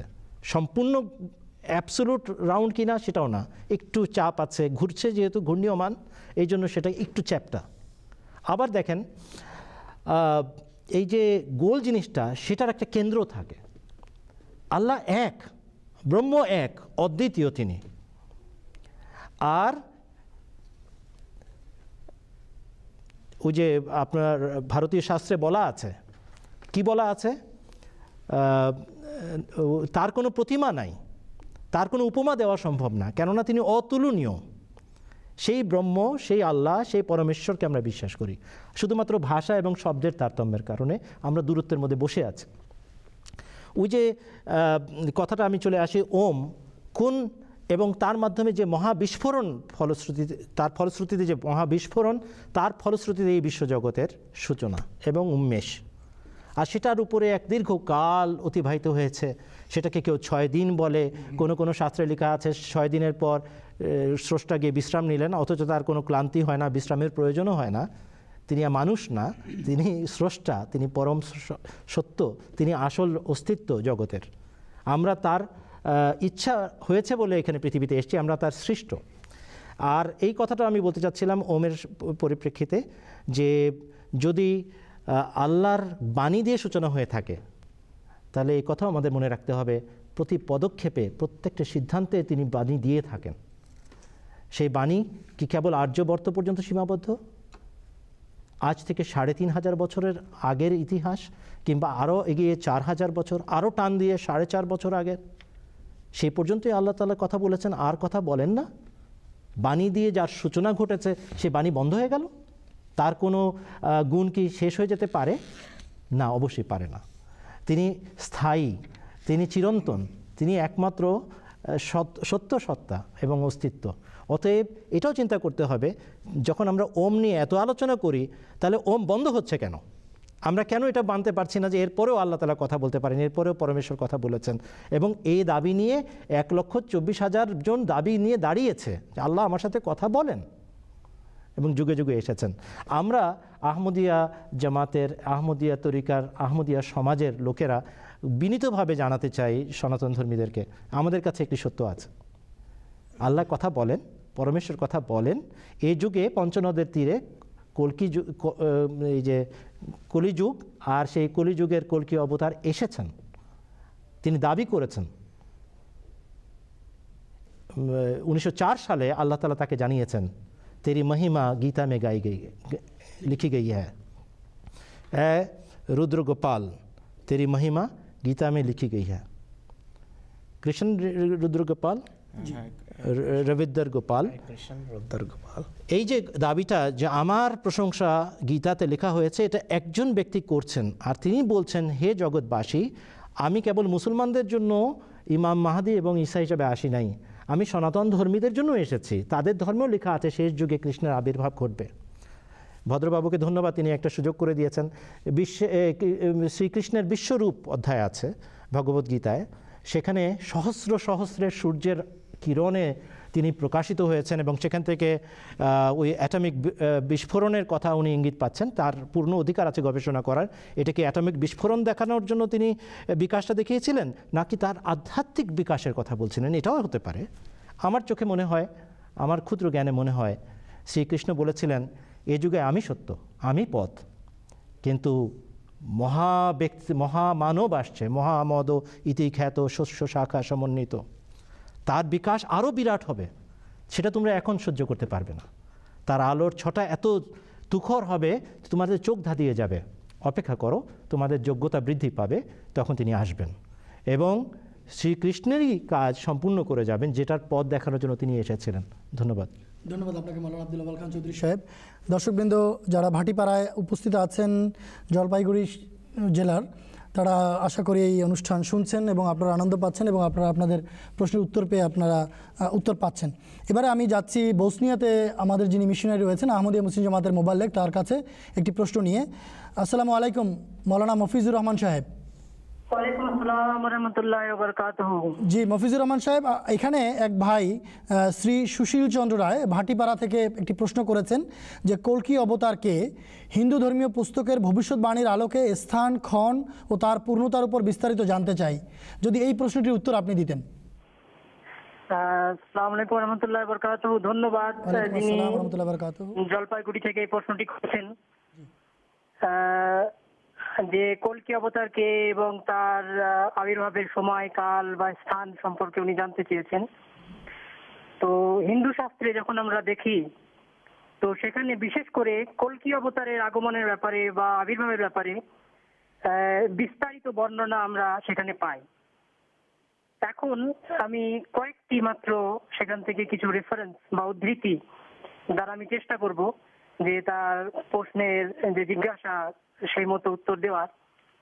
সর্বপ্রথম যে শব্দ কল্কি অবতার, এর মধ্যেই কিন্তু জানতে পারা যায় যে কখন তিনি আসবেন, তার সময় এবং কাল এই শব্দের মধ্যে কিন্তু নিহিত আছে। যেহেতু যে কল্কি অবতারকে আমরা বলে থাকি যে কলহ নাশকারী যে অবতার হবে, তিনিই হবেন কল্কি অবতার। অর্থাৎ যে যুগে কলহ এবং বিশৃঙ্খলতা এবং হানাহানি এবং মানুষের মধ্যে একটি অশান্তি বিরাজমান হবে, সেই সময় যে অবতার আসবে তাকেই কল্কি অবতার রূপে হিন্দু শাস্ত্রে আখ্যায়িত করা হয়েছে। এবং সে কোন স্থান থেকে তার আবির্ভাব হবে সে সম্পর্কে বলা হয়েছে যে তিনি সম্বল নামক গ্রাম থেকে, সম্বল নামক গ্রামে তার জন্মগ্রহণ হবে। সম্বল যে শব্দ, এর যদি আমি রবীন্দ্রনাথের ভাষায় এর অনুবাদ করি, তার নাম হবে শান্তিনিকেতন। আর এটাকে যদি আরেকটু আমি উর্দুর দিকে নিয়ে আসি বা একটু বাংলা থেকে একটু দূরে নিয়ে যাই, তো এটাকে আমি বলতে পারি দারুল আমান, অর্থাৎ যেখানে শান্তি বিরাজমান করছে। আর জামাতে আহমদিয়ার প্রতিষ্ঠাতা, যেমন কিনা আমাদের প্যানেলে যারা বসেছেন তারা এই ব্যাপারে আলোকপাত করেছেন যে তিনি কল্কি অবতার হিসেবে দাবি করেছেন, তারও যে জন্মস্থান সেটাও কিন্তু দারুল আমান বলে তাকে আখ্যায়িত করেছে। এছাড়াও তার গ্রামের নাম স্পষ্ট হবে, সেখানে কদন গ্রাম থেকে তার আবির্ভাব হবে, এটাও বলা আছে হিন্দু শাস্ত্রে। এছাড়া মহাভারতের বন পর্বতে লেখা আছে যে কল্কি অবতারের নাম বিষ্ণু যশা হবে, অর্থাৎ তার নামের ব্যাপারে আলোকপাত করা আছে। বিষ্ণু যশা, বিষ্ণু অর্থাৎ সেই এক ও নিরাকার, সেই এক তহিদে আমরা যে খোদার উপরে বিশ্বাস করি বা যে এক ব্রহ্মা। আর যশা অর্থাৎ যে তার গুণগান করে বা যে তার উপাসনা করে। আর এই শব্দেরই কিন্তু অনুবাদ যে আমাদের কল্কি অবতার বলে যিনি দাবি করেছেন এবং যিনি প্রকৃতভাবে কল্কি অবতার রূপে আবির্ভাব হয়েছেন, যার নামের যে অনুবাদ এটা হচ্ছে আহম্মদ, অর্থাৎ যিনি বিষ্ণু যশা। এছাড়া তার যে যুগ, সে কোন যুগে আবির্ভাব হবে সেই যুগকে বলা হয়েছে লৌহ যুগ, যাকে বলা হচ্ছে অর্থাৎ যে সময় লোহার ব্যবহার প্রচুর হয়ে যাবে। আর এটাই কিন্তু ইসলামিক হাদিসে এবার রাসূল করিম সাল্লাল্লাহু আলাইহি ওয়াসাল্লামের কথা সেখানে বলা হয়েছে ইয়ারকাবুল হাদিদ আলাল হাদিদ, অর্থাৎ লোহার উপরে চড়বে, যখন লোহার ব্যবহার পৃথিবীতে প্রভাব পাবে এবং বিস্তার পেয়ে যাবে। এছাড়া পণ্ডিত রাজনারায়ণ শাস্ত্রী তিনি তার বিখ্যাত বই চেতাবাণীতে লিখছেন যে শ্রীকৃষ্ণজি বসন্তকালে সূর্যোদয়ের পূর্বে জন্মগ্রহণ করেছেন, অর্থাৎ অলরেডি জন্মগ্রহণ করে ফেলেছেন। এবং একটা বিস্ময়িত ব্যাপার যে হযরত ইমাম মেহদী আলাইহিস সালাম বানিয়ে জামাতে আহমদিয়া, যিনি নিজেকে 1904 সালে কলকি অবতার রূপে ঘোষণা করলেন আল্লাহ তাআলার কাছ থেকে সংবাদ পেয়ে, তিনিও কিন্তু বসন্তকালে এবং ওই সময়ে সূর্যোদয়ের পূর্বে ওনার যখন জন্ম হয়েছিল, সূর্যোদয়ের পূর্বে ঠিক ফজরের নামাজের সময়, ওই সময় ওনার জন্ম হয়েছে। এছাড়া মহাভারত বন পর্ব, অগ্নি পুরাণ, বিষ্ণু পুরাণ যে সময়ের কথা বলা হয়েছে, সেই যুগে যে হানাহানি এবং একটি বিশৃঙ্খলতা এবং অশান্তি চারদিকে বিরাজন হবে, তার সাথে কিন্তু আরেকটি বিরাট বড় নিদর্শন, যে নিদর্শনটা কিন্তু ইসলামী জগতে যে ইমাম মেহেদীর অপেক্ষা করছিল তাদের জন্য বলা হয়েছে। রাসূল করিম সাল্লাল্লাহু আলাইহি ওয়াসাল্লাম বলেছেন, খ্রিস্টান জগতে যারা যিশুর পুনরাগমনের জন্য যারা অপেক্ষা করছে তাদের জন্য সেখানে বলা হয়েছে, এবং হিন্দু ভাইয়েরা যারা সেই কলকি অবতারের জন্য অপেক্ষা করছেন তাদের জন্য বলা হয়েছে যে সূর্যগ্রহণ এবং চন্দ্রগ্রহণ হবে। এবং এই কথাটি মহাত্মা সুরদাস তার একটি বাণীতে বলছেন যে दुष्ट दुष्ट को ऐसा काटे जैसे कीट मरे, चंद्र सूर्य को राहु ग्रह से मृत्यु बहुत पड़े, कल की भगवान प्रकट तभी हो दास सुधार करें, 100-900 से ऊपर ऐसा युग पड़े। অর্থাৎ সময় যখন কলকি অবতার আবির্ভাব হবে তখন কিন্তু পৃথিবীতে দুষ্টু এক দুষ্টু অপর দুষ্টুকে কাটাকাটি করবে এবং চারিদিকে মৃত্যু এবং হাহাকার ছড়িয়ে পড়বে এবং যুদ্ধ হবে। এবং সেই সময় কিন্তু আরেকটি বিরাট বড় নিদর্শন, যে নিদর্শনটি সমস্ত ধর্মে যে মহাপুরুষদের আগমনের কথা বলা হয়েছে সেই মহাপুরুষের জন্য একইভাবে বর্ণনা করা হয়েছে, সেটা হচ্ছে চন্দ্র এবং সূর্যগ্রহণ এই নিদর্শন। এবং সেই নিদর্শনটি 1894 সালে 21শে মার্চ সন্ধ্যা 7টার সময় থেকে সন্ধ্যা 9টা-9:30 পর্যন্ত নিদর্শনটি প্রকাশ পায় এবং ঠিক ওই রূপ 28শে মার্চ সূর্যগ্রহণ হয়। এবং এটি আরবি মাসের হিসাবে 1311 হিজরি ছিল এবং 13 রমজান ছিল। তারপর উনি আরেকটি বিশেষ কথা বলেছেন ওখানে যে 100-900 से ऊपर ऐसा युग पड़े, যে সেই কলকি ভগবান সেই সময় আবির্ভাব হবে যখন 1900 শতক পেরিয়ে যাবে। আর একটি অবাক কর ব্যাপার যে হযরত ইমাম মেহদী আলাইহিস সালাম অর্থাৎ বানিয়ে জামাতে আহমদিয়া উনি যখন দাবি করেন, অথচ ওনার ইমাম মেহদী হওয়ার দাবি বা মুজাদ্দিদের দাবি কিন্তু 1889 সাল থেকে শুরু হয়ে গেছিল, কিন্তু কলকি অবতারের যে দাবি সেটা কিন্তু উনি 2 নভেম্বর 1904 সালে যে লেকচার প্রদান করেছিলেন সিয়ালকোটে, যেটা কিনা আজও পর্যন্ত জামাতে আহমদিয়া লিটারেচারে লেকচার সিয়ালকোট বা ইসলামী লেকচার হিসেবে বিখ্যাত, সেটা আপনারা পড়তে পারেন, বাংলায় অনুবাদও তার রয়েছে। সেখানে জি মৌলানা মফিজুর রহমান সাহেব, আপনাকে অনেক ধন্যবাদ। আমরা দর্শক দেখতে দেখতে পুরো 1 ঘন্টা আমরা পেরিয়ে এসেছি, বরঞ্চ একটু বেশিও হয়ে গেছে সময়। আমাদের বিরতির সময় হয়েছে, আমরা একটু বিরতি নিচ্ছি। বিরতির পর দর্শক আপনাদের কাছে আবারও ফিরে আসবো, আশা করি আপনারা আমাদের সাথে ততক্ষণ থাকবেন। তো বিরতির সময় আমরা আপনাদেরকে একটি ভক্তিমূলক নজম শোনাচ্ছি। সাহারাতে ফুটলো রে রঙিন গুলে লালা, সাহারাতে ফুটলো রে রঙিন গুলে লালা, সেই ফুলেরই খুশবুতে আজ দুনিয়া মাতোয়ালা, সেই ফুলেরই খুশবুতে আজ দুনিয়া মাতোয়ালা, সাহারাতে ফুটলো রে রঙিন গুলে লালা, সাহারাতে ফুটলো রে। সে ফুল নিয়ে কাড়াকাড়ি চাঁদ সূরজ গ্রহ তারায়, সে ফুল নিয়ে কাড়াকাড়ি চাঁদ সূরজ গ্রহ তারায়, ঝুঁকে পড়ে চুমে সে ফুল নীল গগন নিরালা, ঝুঁকে পড়ে চুমে সে ফুল নীল গগন নিরালা, সাহারাতে ফুটলো রে রঙিন গুলে লালা, সাহারাতে ফুটলো রে। সেই ফুলেরই রোশনীতে আরশ কুরসি রোশন, সে ফুলেরই রোশনী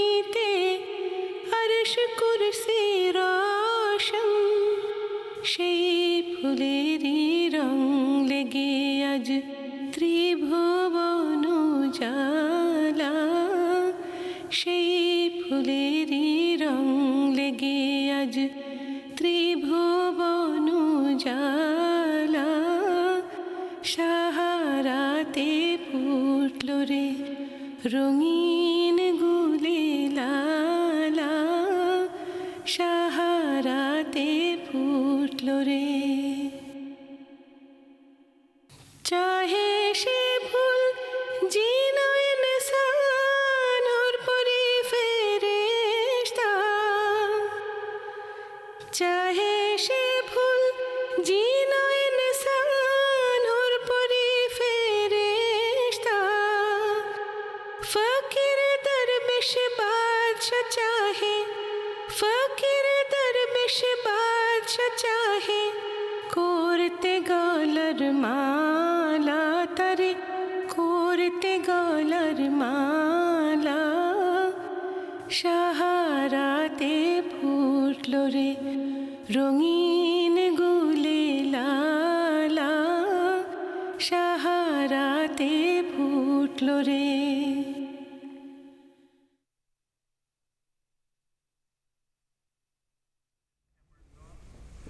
আসসালামু আলাইকুম ওরহমতুল্লাহ বারাকাতুহু। দর্শকবৃন্দ, বিরতির পরে আমরা আবার ফিরে এলাম। আমরা পশ্চিমবঙ্গের শিলিগুড়ি থেকে 5টি প্রশ্ন পেয়েছিলাম। সনাতন ধর্মের অনুসারী ভাইদের কাছ থেকে 3টি প্রশ্ন নিয়ে ইতিমধ্যে আলোচনা করা হয়েছে। সর্বশেষ প্রশ্নের উত্তরটি দিয়েছেন আমাদের ভাই মফিজুর রহমান সাহেব, যিনি বজনিয়াতে আছেন, আহমদিয়া মুসলিম জামাতের মোবাল্লেগ হিসেবে কর্মরত। আর তিনি প্রশ্নের উত্তর দিয়েছেন শ্রী সুশীল চন্দ্র রায়ের। সুশীল বাবু, আশা করি আপনি আপনার প্রশ্ন উত্তর পেয়েছেন। এরপরেও আমাদের এই ব্যাপারে আলোচনা হতে থাকবে। আপনাদের এখনও 2টি প্রশ্ন আমাদের কাছে আছে। এই প্রশ্ন 2টির উত্তর নিয়ে আমরা আসবো অনুষ্ঠানের আরেকটু পরের অংশে। এবারে আমি দেখতে পাচ্ছি টেলিফোন লাইনে অনেকক্ষণ থেকে অনেকে অপেক্ষা করছেন। 3 নম্বর লাইনে আছেন ঢাকা থেকে মোহাম্মদ আব্দুল জলিল সাহেব। আসসালামু আলাইকুম। আসসালামু আলাইকুম। ওয়ালাইকুম আসসালাম ওয়া রাহমাতুল্লাহ। আমি আব্দুল জলিল বলছি, সেক্রেটারি ইস্তেনাতে তাহরিকে জুবিদ। জি জি, বলুন। আহমদিয়া মুসলিম জামাত বাংলাদেশের প্রধান কার্যালয় 4 নম্বর বকশীবাজার রোড থেকে। জি জি, আমরা শুনছি, বলুন। আমি প্রথমে হুজুর আল্লাহ তাআলা বেনেসকে শুকরিয়া জানাচ্ছি আমাদের এই সত্যের সন্ধানে তিনি এই অনুমোদন দেওয়ার জন্য। তেমনিভাবে যারা এই সত্যের সন্ধানে যারা প্যানেল আছেন এবং সবাইকে আমি আন্তরিক শুকরিয়া জানাচ্ছি। আপনাদেরকেও ধন্যবাদ। এখানে বাংলাদেশ মজলিসে আনসারুল্লাহ 33তম বার্ষিক ইজতেমা আজকে উদ্বোধন হয়েছে। এখানে উপস্থিতির সংখ্যা 400-র উপরে। আর এর মধ্যে 46 জন হলো আহমদি, আর 100 জন উপরে আছে নতুন আহমদি। আচ্ছা, আমি একটু তাদের উদ্দেশ্যে যদি প্যানেলের মাওলানা সাহেবরা কিছু বলেন, যে তারা ইজতেমাতে অংশগ্রহণ করছে এবং এই অনুষ্ঠান দেখতেছে সকলেই। আচ্ছা, ধন্যবাদ আপনাকে অসংখ্য ধন্যবাদ। প্যানেলের কাছে রাখছি যে এখানে 46 জন আছেন আহমদি অতিথি যারা এই অনুষ্ঠান দেখছেন। প্রায় 450 জন মানুষ এক জায়গায় একত্রে বসে এই অনুষ্ঠান, সত্যের সন্ধান অনুষ্ঠান এখন দেখছেন। এর মধ্যে 46 জন আহমদি আছেন আর প্রায় 100 জন আছেন যারা নবাগত আহমদি। তো তাদের উদ্দেশ্যে যদি আপনারা উপদেশমূলক কিছু বলতেন। সর্বপ্রথম বাংলাদেশ আনসারুল্লাহকে মোবারকবাদ জানাই তাদের ইজতেমা উপলক্ষে। আপনারা এই গুরুত্বপূর্ণ সময়ে অতিথিদের এখানে একত্রিত করেছেন এবং জামাতের সম্মানিত বড় প্রিয় সদস্যরা দেশের বিভিন্ন অঞ্চল থেকে এখানে সমবেত হয়েছেন, একত্রিত হয়েছেন। আল্লাহ তাআলা আপনাদের এই ইজতেমাকে মোবারক করুন এবং এটি কল্যাণ এবং অশেষ বরকত নিয়ে আসুক। যারা অতিথি এসেছেন তাদেরকে আমরা লন্ডনে বসেও বকশীবাজারে স্বাগত জানাচ্ছি। আপনাদের এখানে আসা অশেষ বরকতের কারণ হোক এবং আপনারা সত্যের সন্ধানে এসেছেন, সত্য খুঁজতে এসেছেন। সত্যিই আল্লাহ তাআলার পক্ষ থেকে সত্য এসে গেছে। হযরত মুহাম্মদ সাল্লাল্লাহু আলাইহি ওয়াসাল্লামের ভবিষ্যৎবাণী অনুযায়ী হাদিসে যে মাহদি এবং ঈসার আসার কথা আছে, তিনি এসে গেছেন। আল্লাহ তাআলার অশেষ অনুগ্রহে আমরা তাকে মেনেছি। তিনি হলেন কাদিয়ানের হজরত মির্জা গোলাম আহমদ আলাইহিস সালাতু ওয়াস সালাম।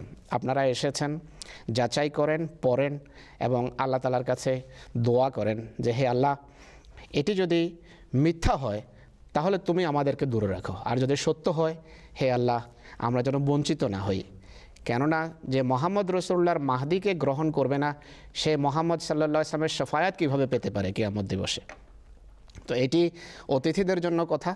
আর যারা আমাদের নতুন আহমদী ভাই যারা সম্প্রতি আহমদিয়ত গ্রহণ করেছেন গত কয়েক বছরে, তাদেরকে বলবো যে আপনারা স্বর্ণের খনির সন্ধান পেয়েছেন আল্লাহ তাআলার ফজলে।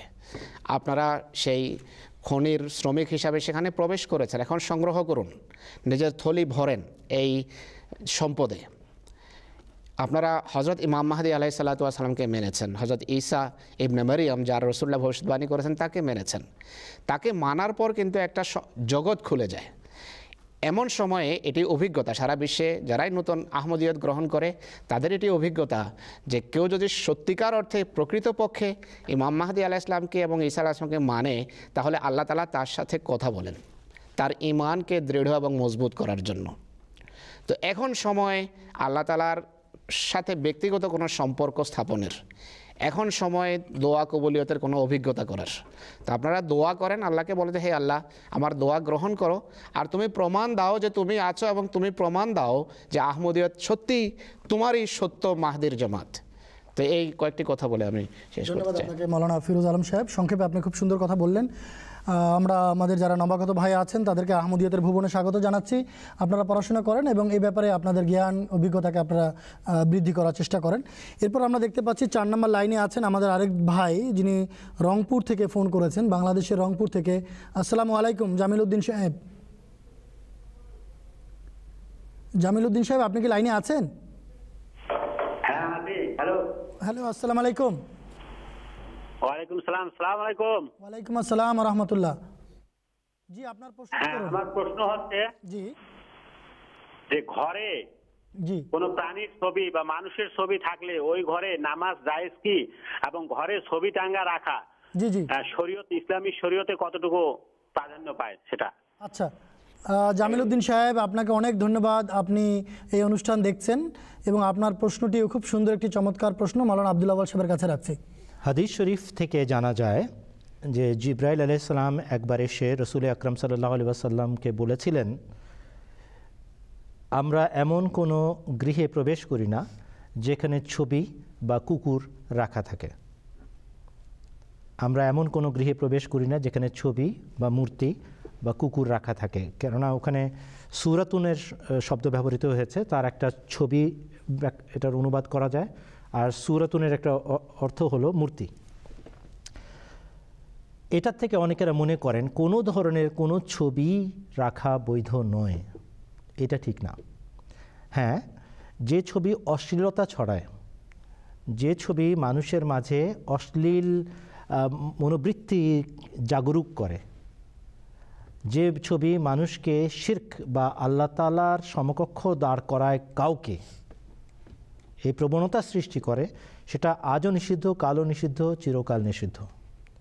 কিন্তু যে ছবি ইতিহাস সংরক্ষণ করে, যে ছবি আপনাকে জ্ঞান বৃদ্ধিতে সাহায্য করে, সেটা কখনো বৈধ ছিল না, আজও নাই, ভবিষ্যতেও হবে না। যারা বা যেসব আলেম ওলামা বিভিন্ন সময় ফতোয়া দিয়ে থাকেন যে ছবি তোলা না জায়েজ এবং অবৈধ, আজকাল তারাই বিভিন্ন চ্যানেলে ঘন্টার পর ঘন্টা অংশগ্রহণ করছেন এবং নিজেদের ছবি তোলাচ্ছেন। তারাই সরকারি খরচে বা বেসরকারি খরচে নানাভাবে প্রত্যেক বছর হজে যাচ্ছেন এবং ছবি তুলেই যাচ্ছেন। এখন তারা সিদ্ধান্ত দিয়েছেন প্রয়োজন ছাড়া ছবি তোলা ঠিক না, একেবারে ঠিক। বাজে কাজ করা এমনিতেই ইসলামে অপ্রয়োজনীয় বলা হয়েছে, ওয়াল্লাযিনা হুম আনিল লাগওয়ি মুরিজুন। প্রয়োজনীয় জিনিস রাখার কথা বলছি। হযরত মুহাম্মদ রাসূলুল্লাহ সাল্লাল্লাহু আলাইহি ওয়াসাল্লাম বলেছেন, জ্ঞান চর্চা করা প্রত্যেক মুসলমান নর নারীর জন্য আবশ্যক। যদি আপনাকে বলা হয় এস্কিমোদের জীবনযাপন পদ্ধতি কি সেটা দেখে আসো, এই যে মেরুতে শ্বেত ভাল্লুক আছে, তার জীবনযাপনের প্রক্রিয়া সম্বন্ধে একটা প্রবন্ধ লেখো, আপনাকে হয় যেতে হবে উত্তর মেরু বা দক্ষিণ মেরুতে, কিংবা আপনাকে আনতে হবে একটা বই যার ভিতরে তাদের সমস্ত ইতিবৃত্ত এবং ছবি আছে। কোনটা সহজ আপনার জন্য মনে হয়? অতএব ছবি মাত্রই হারাম এই কথা বলা যাবে না। যে ছবি অশ্লীলতা ছড়ায় আর যে ছবি পূজার উদ্দেশ্যে নিবেদিত হয়, আল্লাহর সমকক্ষ দাঁড়ায়, সেটা ইসলাম ধর্মে নিষিদ্ধ এবং চিরকাল নিষিদ্ধ। আল্লাহ আপনার জন্য ব্যাপারটি বুঝা সহজ করুন। ধন্যবাদ। জি একটু যোগ করতে চাই। মৌলানা সাহেব বললেন যে এটি জ্ঞানের একটা শাখা। ছবি আজকের যুগে ছবি একটা it's a branch of knowledge, জ্ঞানের একটা শাখা, এবং এটি নিয়ে অনেক গবেষণা হয়। এক ব্যক্তির ছবি দেখে এমন বিশেষজ্ঞ আছেন যারা তার সম্পর্কে অনেক কিছু বলে দিতে পারেন। আহমদিয়া মুসলিম জামাতের প্রতিষ্ঠাতা লিখেছেন যে আমি যে বৈধ ছবির পারমিশন দিয়েছি তার কারণ হলো এটি আজকের যুগে এমন জ্ঞান এবং বুদ্ধিমত্তা মানুষের এত উন্নতি করেছে যে তারা চেহারা দেখে বলতে পারে যে এই চেহারাটি মিথ্যাবাদের নাকি সত্যবাদের। হজরত ইমাম মাহদী আলাইহিস সালামের ছবি দেখে ইউরোপে, আমেরিকায় অগণিত এমন মানুষ আছে যারা তার ছবি দেখে পরিষ্কারভাবে ঘোষণা করেছে যে এটি মিথ্যাবাদের ছবি হতে পারে না। ফ্রান্সে এমন ঘটনা ঘটেছে। আমি পূর্বের আমাদের এক অনুষ্ঠানে শুনিয়েছি যে ফ্রান্সে আমাদের সেখানে এক্সিবিশন হয়েছে, এক্সিবিশনে এমন এক বিশেষজ্ঞ এসেছেন, তাদের জন্য একটা নির্দিষ্ট শব্দ আছে যা এখন আমার মনে পড়ছে না, যারা ছবি স্টাডি করেন। অনেক ছবির মাঝে হযরত মির্জা গোলাম আহমদ আলাইহিস সালামের ছবির সামনে এসেই পরিষ্কারভাবে বলেছেন যে ইনি আল্লাহর নবী, he is a Messenger of god. তো আজকে হেদায়েতের জন্য আহমদিয়া মুসলিম জামাতের প্রতিষ্ঠাতা এই পারমিশন দিয়েছেন, কোনো অবৈধ কাজের জন্য ছবি ওঠানো তিনি পারমিশন দেননি। ধন্যবাদ আপনাদেরকে। ভাই জামিল উদ্দিন সাহেব রংপুর থেকে আপনি ফোন করেছেন, প্রশ্ন করেছেন, আশা করি আপনি আপনার প্রশ্নের উত্তর পেয়েছেন। এছাড়াও যদি আহমদিয়া জামাত সম্পর্কে আপনি আর কোনো বিষয়ে জানতে চান, আর কোনো আপনার প্রশ্ন থেকে থাকে, তাহলে আপনি আবার লাইনে আসবেন, আমরা আপনার সাথে কথা বলতে পারলে আমরা খুশি হব, আমাদের ভালো লাগবে। এরপরে আমি এখানে দেখতে পাচ্ছি বাংলাদেশের ন্যাশনাল আমির সাহেব লাইনে আছেন। তিনি বলছেন যে আমার সাথে কয়েকজন আহমদী অতিথি আছেন যারা আমার বাসায় অনুষ্ঠান দেখছেন। আসসালামু আলাইকুম আমির সাহেব।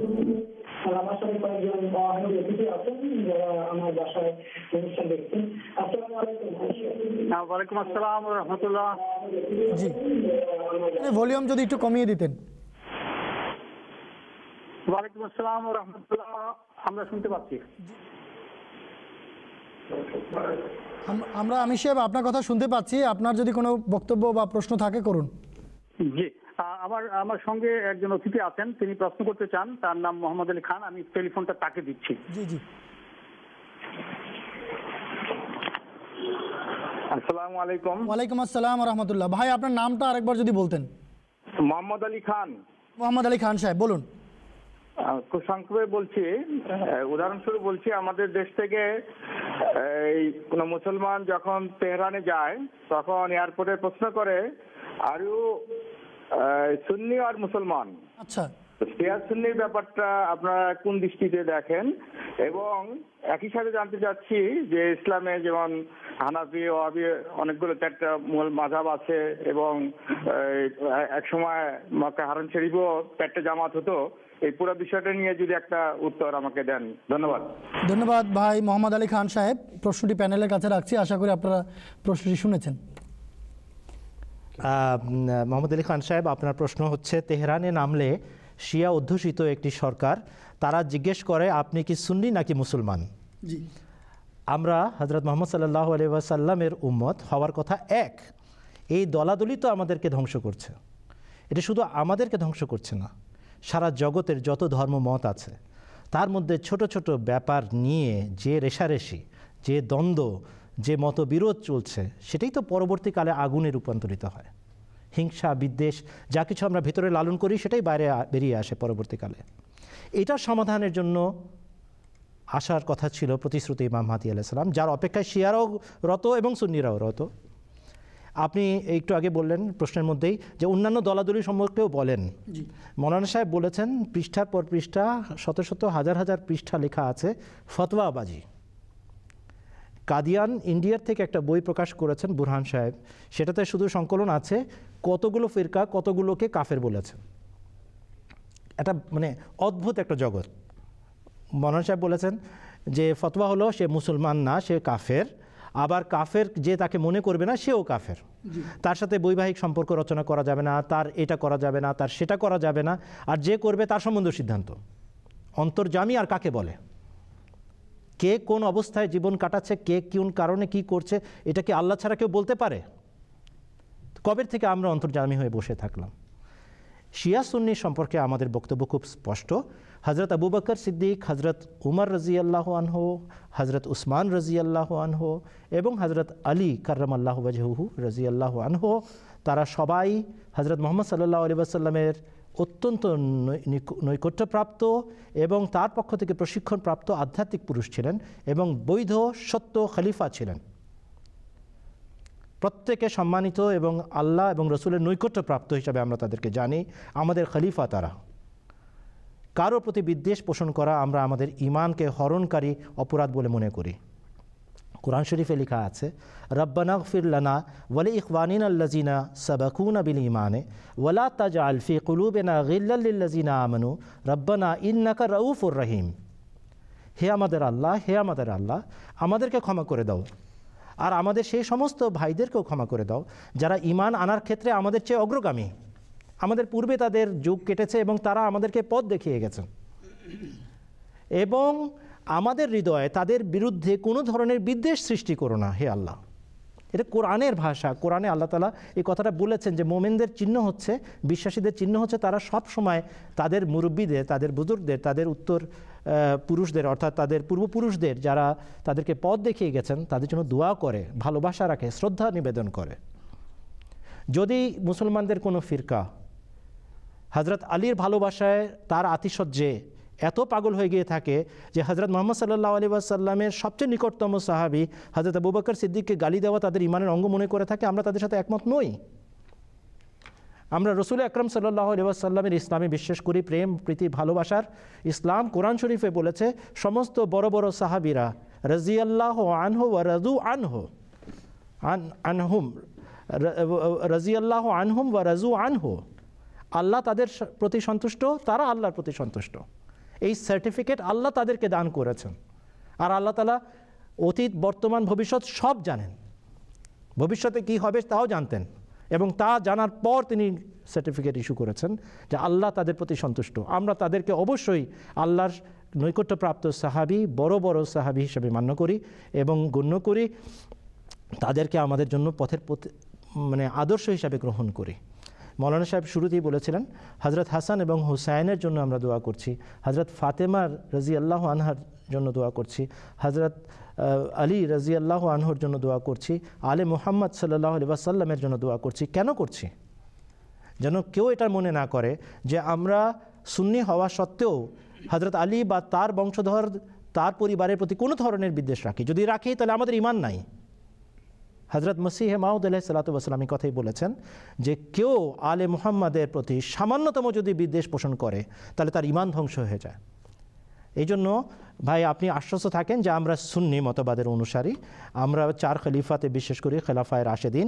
বরং সেই খেলাফতের পরে যে আল্লাহ তাআলা প্রতিশ্রুত মসিহ আলাইহিস সালামকে পাঠাবেন, রূপক আকারে মসিহ এসে গেছেন, ইমাম মাহদী আলাইহিস সালাম আসার কথা, তিনি এসে গেছেন, তারপরে যে খেলাফত সেটাকেও মান্য করি। রাসূলুল্লাহ সাল্লাল্লাহু আলাইহি ওয়াসাল্লামেরই আধ্যাত্মিকতার প্রতিবিম্ব আকারে এই নিয়ামত আমরা লাভ করেছি জগতে। কিন্তু এটার মানে এই না যে আমরা শিয়া সুন্নিদের মাঝে বিভেদ সৃষ্টি করতে চাই, আমরা তাদের ভুল বুঝাবুঝি দূর করতে চাই। এটা আমাদের প্রতিষ্ঠার একটা বড় উদ্দেশ্য যে হে মুসলমানরা তোমরা এক হও। আপনার কথার প্রশ্ন উত্তরটা শেষ করছি এভাবে, আমরা সবাই রাজা আমাদেরই রাজার রাজত্বে, নইলে মোরা রাজার সাথে মিলব কি শক্তে। এই কথা আমাদের না, আমরা সবাই রাজা না। আমাদের একজন নেতা আসবে আল্লাহর পক্ষ থেকে, তিনি এসে যখন বলবেন যে আমার কাছে এমন একটি যোগ্যতা এবং সার্টিফিকেট আছে যেটা জগৎবাসী দিতে পারে না, তখন জগতের মোল্লা মৌলবি, আলেম ওলামা, পণ্ডিতবর্গ, মনীষী ঋষি সবাই এক হয়। তার আগে হয় না। 1,24,000 বার এই ঘটনাই ঘটেছিল, মাতবরের ছড়াছড়ি সারা জগতে। কেউ কারোটা শুনে না, কেউ কারোটা চেয়ে কম যায় না। আমি অমুক সাহেব, আমি দক্ষিণ ভারতে বড় বড় হল ভাড়া করে লেকচার দিয়ে যাচ্ছি, আমার কি যায় আসে জগৎ কোথায় যাচ্ছে বা না যাচ্ছে। একজন মিশরে দাঁড়িয়ে গেলেন, উনি আহমদিয়া জামাতের বই পুস্তক পড়ে লেকচার দিয়ে দিলেন, খ্রিস্টানিটির বিরুদ্ধে নিজের মতবাদ দাঁড়িয়ে গেলেন, ওনার ভালো ভিডিওস বিক্রি হয়ে গেল। আজ থেকে 20 বছর 30 বছর আগের কথা বলছি। তিনি হুলস্থুল করে দিয়ে চলে গেলেন। কিচ্ছু হয় না রে ভাই, এইগুলোতে কিচ্ছু যায় আসে না। আল্লাহর পক্ষ থেকে যিনি আসেন তিনি জগৎকে এক করেন। হজরত মুসা আলাইহিস সালাম বাহ্যত তোতলা ছিলেন, হজরত হারুন আলাইহিস সালাম তার চেয়ে অনেক স্পষ্ট ভাষায় কথা বলতেন, কিন্তু মুসা আলাইহিস সালামকে আল্লাহ তাআলা শ্রেষ্ঠত্ব দিয়েছিলেন। তিনি যখন চলে গেলেন 40 দিনের জন্য তুর পর্বতে, জাতি নষ্ট হয়ে যাচ্ছে, আল্লাহর পক্ষ থেকে প্রত্যাদিষ্ট ব্যক্তিকে আল্লাহ তাআলা বললেন যে তুমি ফেরত যাও, তোমার জাতি নষ্ট হয়ে যাচ্ছে। তিনি আসলেন আর বলেন এই জাতি ঠিক হয়ে গেল। কেন? উনাকে দায়িত্ব দেওয়া হয়েছে, অথচ তিনি কথাও পরিষ্কার বলতে পারতেন না। অতএব যার কাজ তারই সাজে। আমাদের পূর্ণ আমন্ত্রণ এটার জন্য যে ভাই, হে মুসলমানরা, আবার তোরা মুসলমান হ, খাঁটি ইসলামটাকে দেখ, এক হতে হবে। তো রসুল আকরাম সাল্লাল্লাহু আলাইহি ওয়াসাল্লাম তো এটাই বলেছেন, মা আনা আলাইহি ওয়া সাহাবী, আমি এবং আমার সাহাবীরা যে অবস্থা ব্যবস্থা পরিবেশ পরিস্থিতিতে আছি, সেরকম অবস্থা ব্যবস্থা পরিবেশ পরিস্থিতি হলে তোমরা জান্নাতের পথ ধরতে পারবে, না হলে পারবে না। এই দলাদলি নিয়ে এক একটা মোল্লা মৌলবীর পিছনে ছুটলে কি আর ইসলাম এক হয়? আজকে এক হুজুর একদিকে ডাকবে না, কালকে আরেক হুজুর তৈরি হয়ে যাবে না, উনি ওনার নিজের দিকে ডাকবেন, যত মত তত পথ হয়ে যাবে। না না না, এটার পদ্ধতি না। সুতরাং আমাদের দাওয়াতটা রাখেন, আমাদের আবেদনটা রাখেন যে একটাই জামাত আছে মুসলমানদের মধ্যে যারা বলছে এসে গেছেন, যাচাই করে দেখো, যেখানে দেখিবে ছাই উড়াইয়া দেখিও তাই, পাইলেও পাইতে পারো অমূল্য রতন। ধন্যবাদ। ধন্যবাদ আপনাকে মাওলানা আব্দুল ওয়াহাব সাহেব। ভাই মোহাম্মদ আলী খান সাহেব, আশা করি আপনি আপনার প্রশ্নের উত্তর পেয়েছেন। আবারও ধন্যবাদ জানাচ্ছি আপনাকে আমাদের এই অনুষ্ঠান দেখার জন্য।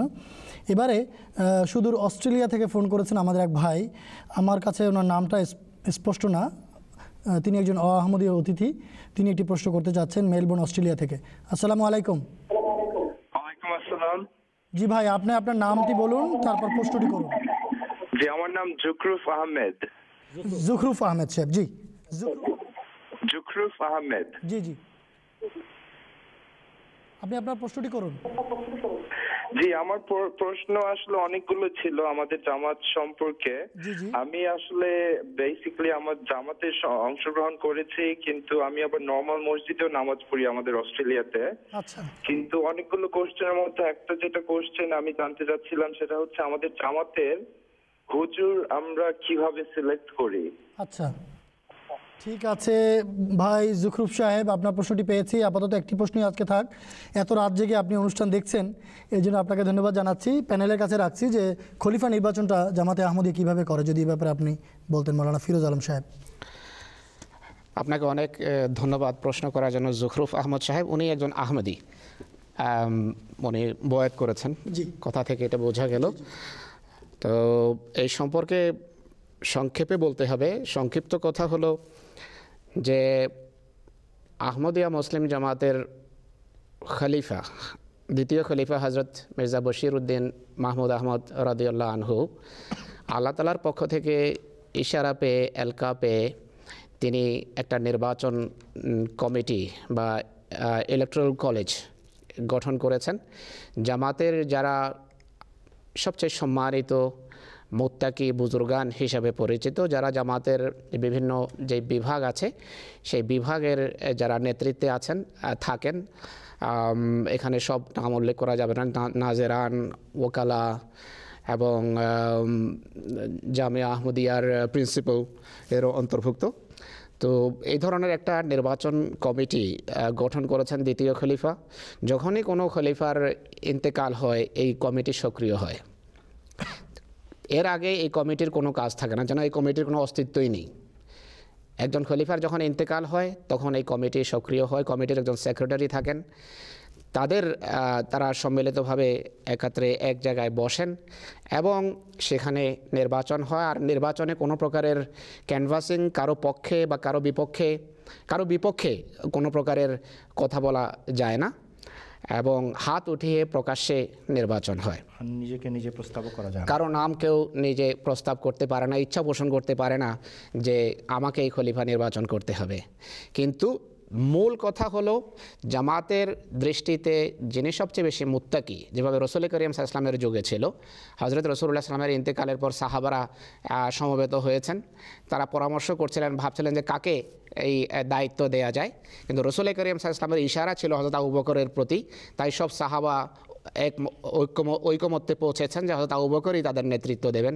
একইভাবে হযরত আবু বকরের ইন্তেকালের পর সাহাবারা এই ঐকমত্যে পৌঁছেন যে হযরত ওমর রাদিয়াল্লাহু আনহু আমাদের মাঝে সবচেয়ে বেশি মুত্তাকি, তিনি মুসলমানদের নেতৃত্ব দেওয়ার সবচেয়ে বেশি যোগ্য।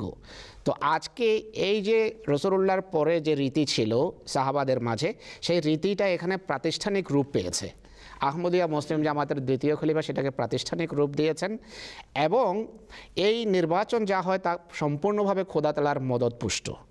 যিনি খলিফা হন, খেলাফতের পর তার পক্ষে আল্লাহ তাআলা যে সমস্ত নিদর্শন দেখিয়ে থাকেন সেই নিদর্শনের আলোকে স্পষ্টভাবে বোঝা যায় যে আহমদিয়া মুসলিম জামাতের যারা এল্ডার্স, যারা সম্মানিত মুত্তাকি বুজুর্গ, তাদের নির্বাচন যদিও বাধ্যত তারা ভোট দিয়ে এক ব্যক্তিকে নির্বাচন করে থাকেন, কিন্তু পরবর্তীতে আল্লাহ তাআলার প্রকাশ্য এবং সুস্পষ্ট সমর্থন এটি প্রমাণ করে যে সেই নির্বাচন আসলে আল্লাহ তাআলার পবিত্র ছায়ায়, আল্লাহর তত্ত্বাবধানে, আল্লাহর পবিত্র দৃষ্টির দৃষ্টিতে সেই নির্বাচন হচ্ছিল। আর আহমদিয়া মুসলিম জামাতের খলিফাদের পক্ষে আল্লাহ তাআলার সমর্থনের হাজার হাজার দৃষ্টান্ত আছে, এখানে তা বর্ণনা করার সময় নেই। শুধু একটা বলবো, হযরত মির্জা তাহের আহমদ সম্পর্কে আমি বলি যে তিনি আল্লাহর খলিফা ছিলেন। তার প্রমাণ হলো জিয়াউল হককে তিনি মোবাহেলার চ্যালেঞ্জ দিয়েছেন, আর মোবাহেলার চ্যালেঞ্জের 2 মাস 7 দিন পরে, 2 মাস 7 দিন পর তিনি জুমার খুতবায় ঘোষণা করেছেন, মানে তার ধ্বংস হওয়ার 7 দিন আগে বা 5 দিন আগে জুমার খুতবায় বলেছেন যে আল্লাহ তাআলা আমাকে জানিয়েছেন জিয়াউল হককে এখন খোদা তাআলার পবিত্র তাকদীর পরিবেষ্টন করে ফেলেছে, সে চূর্ণ বিচূর্ণ হবে এবং এই তাকদীরকে সে কোনোভাবে এড়াতে পারবে না। এবং ঠিক 5 দিন পরে এই ঘটনা ঘটে। এবং আমরা তখন পাকিস্তানে উপস্থিত ছিলাম, সেই ক্যাসেট এখনও আছে, যে কোনো ব্যক্তি শুনতে পারে। তো বাস্তব পরিস্থিতি এটি প্রমাণ করে যে মোমেনদের এই নির্বাচন আসলে খোদা তাআলার ইচ্ছার অধীনে একটি নির্বাচন। ধন্যবাদ আপনাকে মৌলানা ফিরোজ আলম সাহেব। ভাই জুখরুফ সাহেব, আশা করি আপনি আপনার প্রশ্নের উত্তর পেয়েছেন। আশা করি ভবিষ্যতে আপনি আপনার অন্যান্য যে বিষয়গুলো জানার আছে সেই বিষয়ে আপনি প্রশ্ন করবেন। আগামীকাল এবং পরশুদিন উনি যদি অংশগ্রহণ করেন, আর তার আগে যদি আপনার কাছে বাংলায় আল ওয়াসিয়াত পুস্তিকাটা থাকে, সেখানে আহমদিয়া জামাতের পবিত্র প্রতিষ্ঠাতা নিজে যে দিক নির্দেশনা দিয়েছিলেন, পবিত্র ব্যক্তিরা মিলে দোয়াতে রত থাকবে এবং রুহুল কুদ্দুস নাজিল না হওয়া পর্যন্ত এক ঐক্যবদ্ধভাবে জীবন কাটাবে, সেই দৃশ্যটা আমরা দেখতে পাই প্রত্যেক নির্বাচনের সময়। আপনি পড়ে নেন, আমরা যদি আপনার আরও প্রশ্ন পাই খুশি হব। আপনার জন্য উন্মুক্ত থাকলো কালকে এবং পরশু সময়টা। ধন্যবাদ আপনাদেরকে। এখানে আমি আবার একটু বলে দিচ্ছি যে আমাদের সময় ফুরিয়ে যাচ্ছে, 2 ঘন্টা সময় দেখতে দেখতেই পার হয়ে যায়। আমরা চেষ্টা করছিলাম ভাই কারিপাড়াতে আপনারা যারা আছেন, আপনাদের আরও 2টি প্রশ্ন আছে আমাদের হাতে, আমরা উত্তর দেওয়ার আমরা চেষ্টা করব আজকের অনুষ্ঠান শেষ দিকে এগুলো দেওয়ার। কিন্তু আমার কম্পিউটার পর্দায় আমি দেখতে পাচ্ছি যে অনেকেই ফোন লাইনে আছেন, তাদেরও অধিকার আছে। এই জন্য আমরা যদি একটু অনুমতি পাই আপনাদের থেকে, তাদের কথা বলি। ছোট্ট একটা বাচ্চা 5ম শ্রেণীর ছাত্র, সে ঢাকা থেকে প্রশ্নটি পাঠিয়েছে। ফোন নাম্বার ভাই আপনার সঠিক না, এই জন্য আমরা আপনার সাথে যোগাযোগ করতে পারছি না। কিন্তু উনি বলছেন যে আমরা বলছি যে ঈসা আলাইহিস সালাম মারা গেছেন, কিন্তু আমার পাঠ্য বইয়ে লেখা আছে যে ঈসা আলাইহিস সালাম মারা যান নাই, তিনি আবার পুনরায় আসবেন। তো এর কি উত্তর দিব, আমি কি করব? যদি মাওলানা আব্দুল ওয়াহাব সাহেব এর উত্তরটা দিতেন। তাত্ত্বিক আলোচনার বাবা তোমার বুঝার তো বয়স হয়নি এখনও, কিন্তু তারপরেও তোমাকে জানতে হবে জন্মিলে মরিতে হয়, মানুষ মাত্রই মরণশীল। এ কথা কি তোমার জানা আছে? নিশ্চয়ই জানা আছে। তোমার দাদার দাদা, তোমার দাদার আব্বা জিজ্ঞেস করে দেখো, ছিলেন, এখন নাই। কেন নাই? তিনি মানুষ ছিলেন। ঈসা নবী হোক আর আদম নবী হোক আর মোহাম্মদ নবী হোক সাল্লাল্লাহু আলাইহি ওয়াসাল্লাম, সবাই মানুষ নবী, মরণশীল। তারা আল্লাহর গুণে গুণান্বিত হয়ে আসেন, আল্লাহর গুণ যতটুকু মানুষ ধারণ করতে পারে ততটুকু ভরপুর হয়ে আসেন, বিতরণ করেন গুণ, মানুষকে শেখান আল্লাহর রঙে রঙিন কীভাবে হতে হয়। তারপর তারা দায়িত্ব পালন করে চলে যান, তাদের খলিফা থাকেন, সেই কাজটা পূর্ণ করেন। হযরত ঈসা আলাইহিস সালাম মানুষ নবী ছিলেন। কোরআন শরীফে বারবার এই কথাই বলা আছে। মরিয়ম আলাইহিস সালামের গর্ভে জন্মগ্রহণকারী ঈসা আলাইহিস সালাম কীভাবে না খেয়ে না দিয়ে আকাশে জীবিত থাকতে পারেন? রাসূলুল্লাহ সাল্লাল্লাহু আলাইহি ওয়াসাল্লাম মারা গেছেন, ঈসা নবী জীবিত আছেন, তিনি আবার আসবেন। তিনি যদি আবার আসেন, তাহলে আমাদের নবী, বিশ্বনবী হযরত মুহাম্মদ সাল্লাল্লাহু আলাইহি ওয়াসাল্লামের মর্যাদা ক্ষুণ্ণ হয়। হ্যাঁ, হযরত ঈসা আলাইহিস সালাম আসবেন, এই কথা যদি আমরা বুঝে যাই যে আগের ঈসা আলাইহিস সালাম মারা গেছেন, কোরআন শরীফে স্পষ্ট দেখতে পাই, তখন আমাদের প্রশ্ন করতে হবে আগের ঈসা আলাইহিস সালাম মারা গেছেন, তাহলে এটার অর্থ কী দাঁড়ায়? তার অর্থ দাঁড়ায় একটাই, তার মতো গুণে, তার মতো যুগে, তার মতো দায়িত্ব নিয়ে, তার মতো রোগ বালাই সারানোর কাজ যিনি করবেন, তার নাম ঈসা রাখা হয়েছে। যেরকম আমি বাংলাতে বলি, তোমাকে যদি বলি তুমি একটা বীরত্বের কাজ করে এসছো বাড়িতে, আর আমি তোমাকে বলি তুমি একটা বাঘের বাচ্চা, তুমি কি বাঘের বাচ্চা? তুমি তো মানুষের বাচ্চা। কেন আমি তোমাকে বাঘের বাচ্চা ডাকলাম? বাঘের মতো কাজ করেছো, বাঘের মতো নাম পেয়েছো। যেরকম কাজ সেরকম উপাধি। হযরত ঈসা আলাইহিস সালাতু ওয়াস সালাম কোরআন শরীফে বলা আছে মারা গেছেন, এক জায়গায় না, অনেক জায়গায় বলা আছে এবং স্পষ্টভাবে বলা আছে। হযরত মুহাম্মদ সাল্লাল্লাহু আলাইহি ওয়াসাল্লাম আল্লাহর রসুল ছাড়া আর কিছুই নন।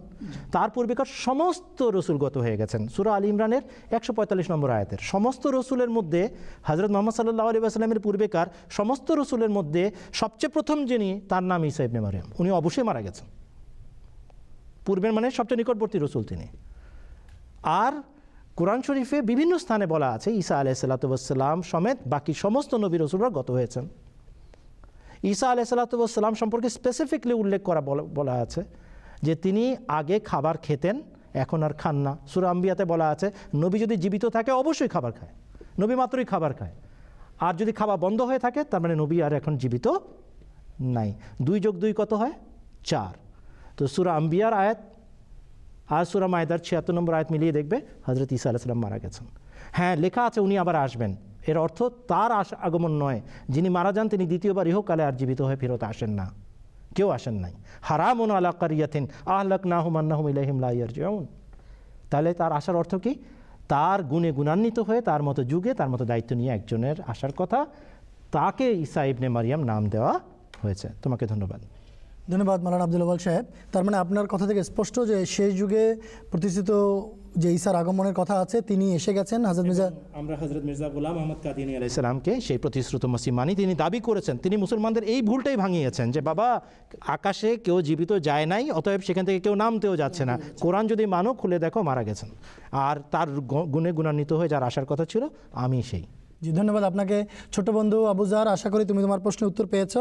এবারে আমি যেহেতু মাওলানা আব্দুল আউয়াল সাহেব একটি প্রশ্নের অবতারণা এখানে করলেন, আর তোমার প্রশ্নের প্রেক্ষিতেই যে এই যুগে প্রতিষ্ঠিত মহাপুরুষ হিসেবে হযরত মির্জা গোলাম আহমদ কাদিয়ানী আলাইহিস সালাতু ওয়াস সালাম এসেছেন, স্বভাবতই প্রশ্ন জাগে যে মির্জা গোলাম আহমদ কাদিয়ানী আলাইহিস সালাতু ওয়াস সালামই যে সেই প্রতিষ্ঠিত মহাপুরুষ, তার প্রমাণ আমরা কিভাবে করব? এই প্রশ্নের উত্তর আমরা শোনার জন্য যাচ্ছি বাংলাদেশে আমাদের জামাতের মোবাল্লেগে সিলসিলা মাওলানা সালেহ আহমদ সাহেবের কাছে। তিনি এখন আমাদের সাথে লাইনে আছেন। আসসালামু আলাইকুম মাওলানা সাহেব। ওয়ালাইকুম আসসালাম ওয়া রাহমাতুল্লাহি ওয়া বারাকাতুহু। জি, আপনি প্রশ্নটি শুনেছেন যে মির্জা গোলাম আহমদ কাদিয়ানী আলাইহিস সালাতু ওয়াস সালামই যে শেষ যুগে আগমনকারী প্রতিষ্ঠিত মসিহ এবং মাহদি, এর উত্তর আপনি কিভাবে দিবেন? জি, জাযাকাল্লাহ।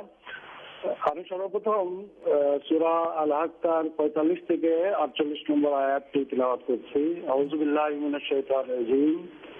ওয়ালাউ তাকাওয়ালা আলাইনা বাযাল তা'যীল ওয়া আখাযনা মিনহু বিল ইয়ামিন সুম্মা লাকাতা'না মিনহুল ওয়াতীন ফামা মিনকুম মিন আহাদিন আনহু হাফিযিন। এই আয়াতে আল্লাহ তাআলা জানাচ্ছেন, আর সে যদি কোনো মামুলি কথাকেও মিথ্যা বানিয়ে আমাদের প্রতি আরোপ করত, তাহলে নিশ্চয়ই আমরা তাকে ডান হাতে ধরতাম এবং আমরা অবশ্যই তার জীবনশিরা কেটে দিতাম। তখন তোমাদের কেউই আমাদের শাস্তি থেকে তাকে রক্ষা করতে পারত না। আল্লাহ তাআলা এই আয়াত দ্বারা সুস্পষ্টভাবে ঘোষণা দিয়েছেন যে তার নামে যেই কোনো মিথ্যা বানিয়ে বলবে সে মারা পড়বে, সে নিহত হবে। তাই এ লোক সকল, তোমরা হযরত মুহাম্মদ মুস্তাফা সাল্লাল্লাহু আলাইহি ওয়াসাল্লামের ইলহাম প্রাপ্তি ও তার নবুয়তের দাবির প্রতি সন্দিহান হয়ো না। হযরত মুহাম্মদ মুস্তাফা সাল্লাল্লাহু আলাইহি ওয়াসাল্লামের ইলহাম প্রাপ্তির দাবির পর 23 বছর জীবিত থাকা কারো সত্যতা যাচাই করার এক অকাট্য মানদণ্ড। অর্থাৎ ইলহাম প্রাপ্ত হবার পর বা খোদার প্রতি কোনো কথা মিথ্যা আরোপ করে কোনো মিথ্যা দাবিদার 23 বছর পর্যন্ত জীবিত থাকতে পারে না। খোদার প্রতি মিথ্যারোপকারীদের এমন পরিণামের কথা অন্যান্য ঐশী গ্রন্থও লিপিবদ্ধ আছে। তাই হযরত মির্জা গোলাম আহমদ কাদিয়ানী আলাইহিস সালাম, যিনি ইমাম মাহদী হবার দাবি করেছেন, তার সত্যতার বিষয়টি যাচাইয়ের জন্য এর চাইতে বড় কোনো অকাট্য দলিল হতে পারে না। হযরত মির্জা গোলাম আহমদ কাদিয়ানী আলাইহিস সালাম 1968 সনে ইলহাম প্রাপ্ত হন, যেখানে আল্লাহ তাআলা তাকে ইলহাম করে জানিয়েছিলেন সামানিনা হাওলান আও করিবাম মিন যালিক। এরপর সেই বছরেই আল্লাহ তাআলা হযরত মির্জা গোলাম আহমদ কাদিয়ানী আলাইহিস সালামকে একটি কর্মের জন্য অত্যন্ত সন্তুষ্ট হয়ে এই ইলহাম করেছিলেন যে খোদা তাআলা তোমার এই কাজে খুশি হয়েছেন, তিনি তোমাকে কল্যাণের পর কল্যাণ দিবেন, এমনকি বাদশাহগণ তোমার কাছ থেকে কল্যাণ অন্বেষণ করবে। হযরত ইমাম মাহদী আলাইহিস সালাম দাবির কারক হযরত মির্জা গোলাম আহমদ কাদিয়ানী আলাইহিস সালাম 1880 সনেও তিনি তার ইলহাম সমূহ প্রকাশ করেন এবং 1882 সনে বাহিনী আহমদিয়ার কয়েকটি খণ্ড যেখানে প্রকাশিত হয়, সেখানেও তিনি তার সম্পর্কিত গুরুত্বপূর্ণ ইলহাম সমূহগুলি প্রকাশ করেন। এই প্রকাশনার মধ্যে হযরত মির্জা গোলাম মোহাম্মদ কাদিয়ানী আলাইহিসসালাম আল্লাহর পক্ষ থেকে প্রত্যাদিষ্ট হওয়ার যে ইলহাম পেয়েছেন তারও ঘোষণা করেন। এইভাবে যদি আমরা হযরত মির্জা গোলাম মোহাম্মদ কাদিয়ানী আলাইহিসসালামের এই ইলহাম প্রাপ্তির দাবি এবং আল্লাহর পক্ষ থেকে হওয়ার দাবি সমূহ যদি যাচাই করি, তাহলে দেখতে পাই যে এক ব্যক্তি 1868 সন থেকে 1908 মোট 40 বছর যাবৎ আল্লাহ তাআলার পক্ষ থেকে ইলহাম প্রাপ্তির দাবি করছেন। অপরদিকে আল্লাহ তাআলা বলছেন, যদি কেউ আমার প্রতি মিথ্যা বানিয়ে আরোপ করে কোনো কথা যে আমি তাকে বলিনি, তাহলে আমি তার জীবন শিরা কেটে দেব। অর্থাৎ যদি হযরত মির্জা গোলাম মোহাম্মদ কাদিয়ানী আলাইহিসসালাম এই দীর্ঘ 40 বছর যাবৎ যদি তাকাব্বুল অর্থাৎ আল্লাহর প্রতি মিথ্যা আরোপ করে আসতেন, তাহলে প্রশ্ন উঠে আল্লাহ তাআলা তাকে শাস্তি দিচ্ছেন না কেন? আর এটা কিভাবে সম্ভব যে তিনি আল্লাহর শাস্তি থেকে রক্ষা পাবেন? তিনি 1882 সনে তার পুস্তক আইনে আহমদিয়াতে মামুর মিনাল্লাহ হওয়ার ইলহাম প্রকাশ করেন, এবং সেই হিসেবে যদি আমরা দেখি তাহলে 26 বছর কাল তিনি জীবিত রইলেন। অথচ পৃথিবীতে অনেকেই আমরা দেখি এ পর্যন্ত মিথ্যা দাবিদার হয়েছে, তাদের কেউই গবেষণায় জানা গেছে যে 5 বছরের বেশি কেউ জীবিত থাকেনি।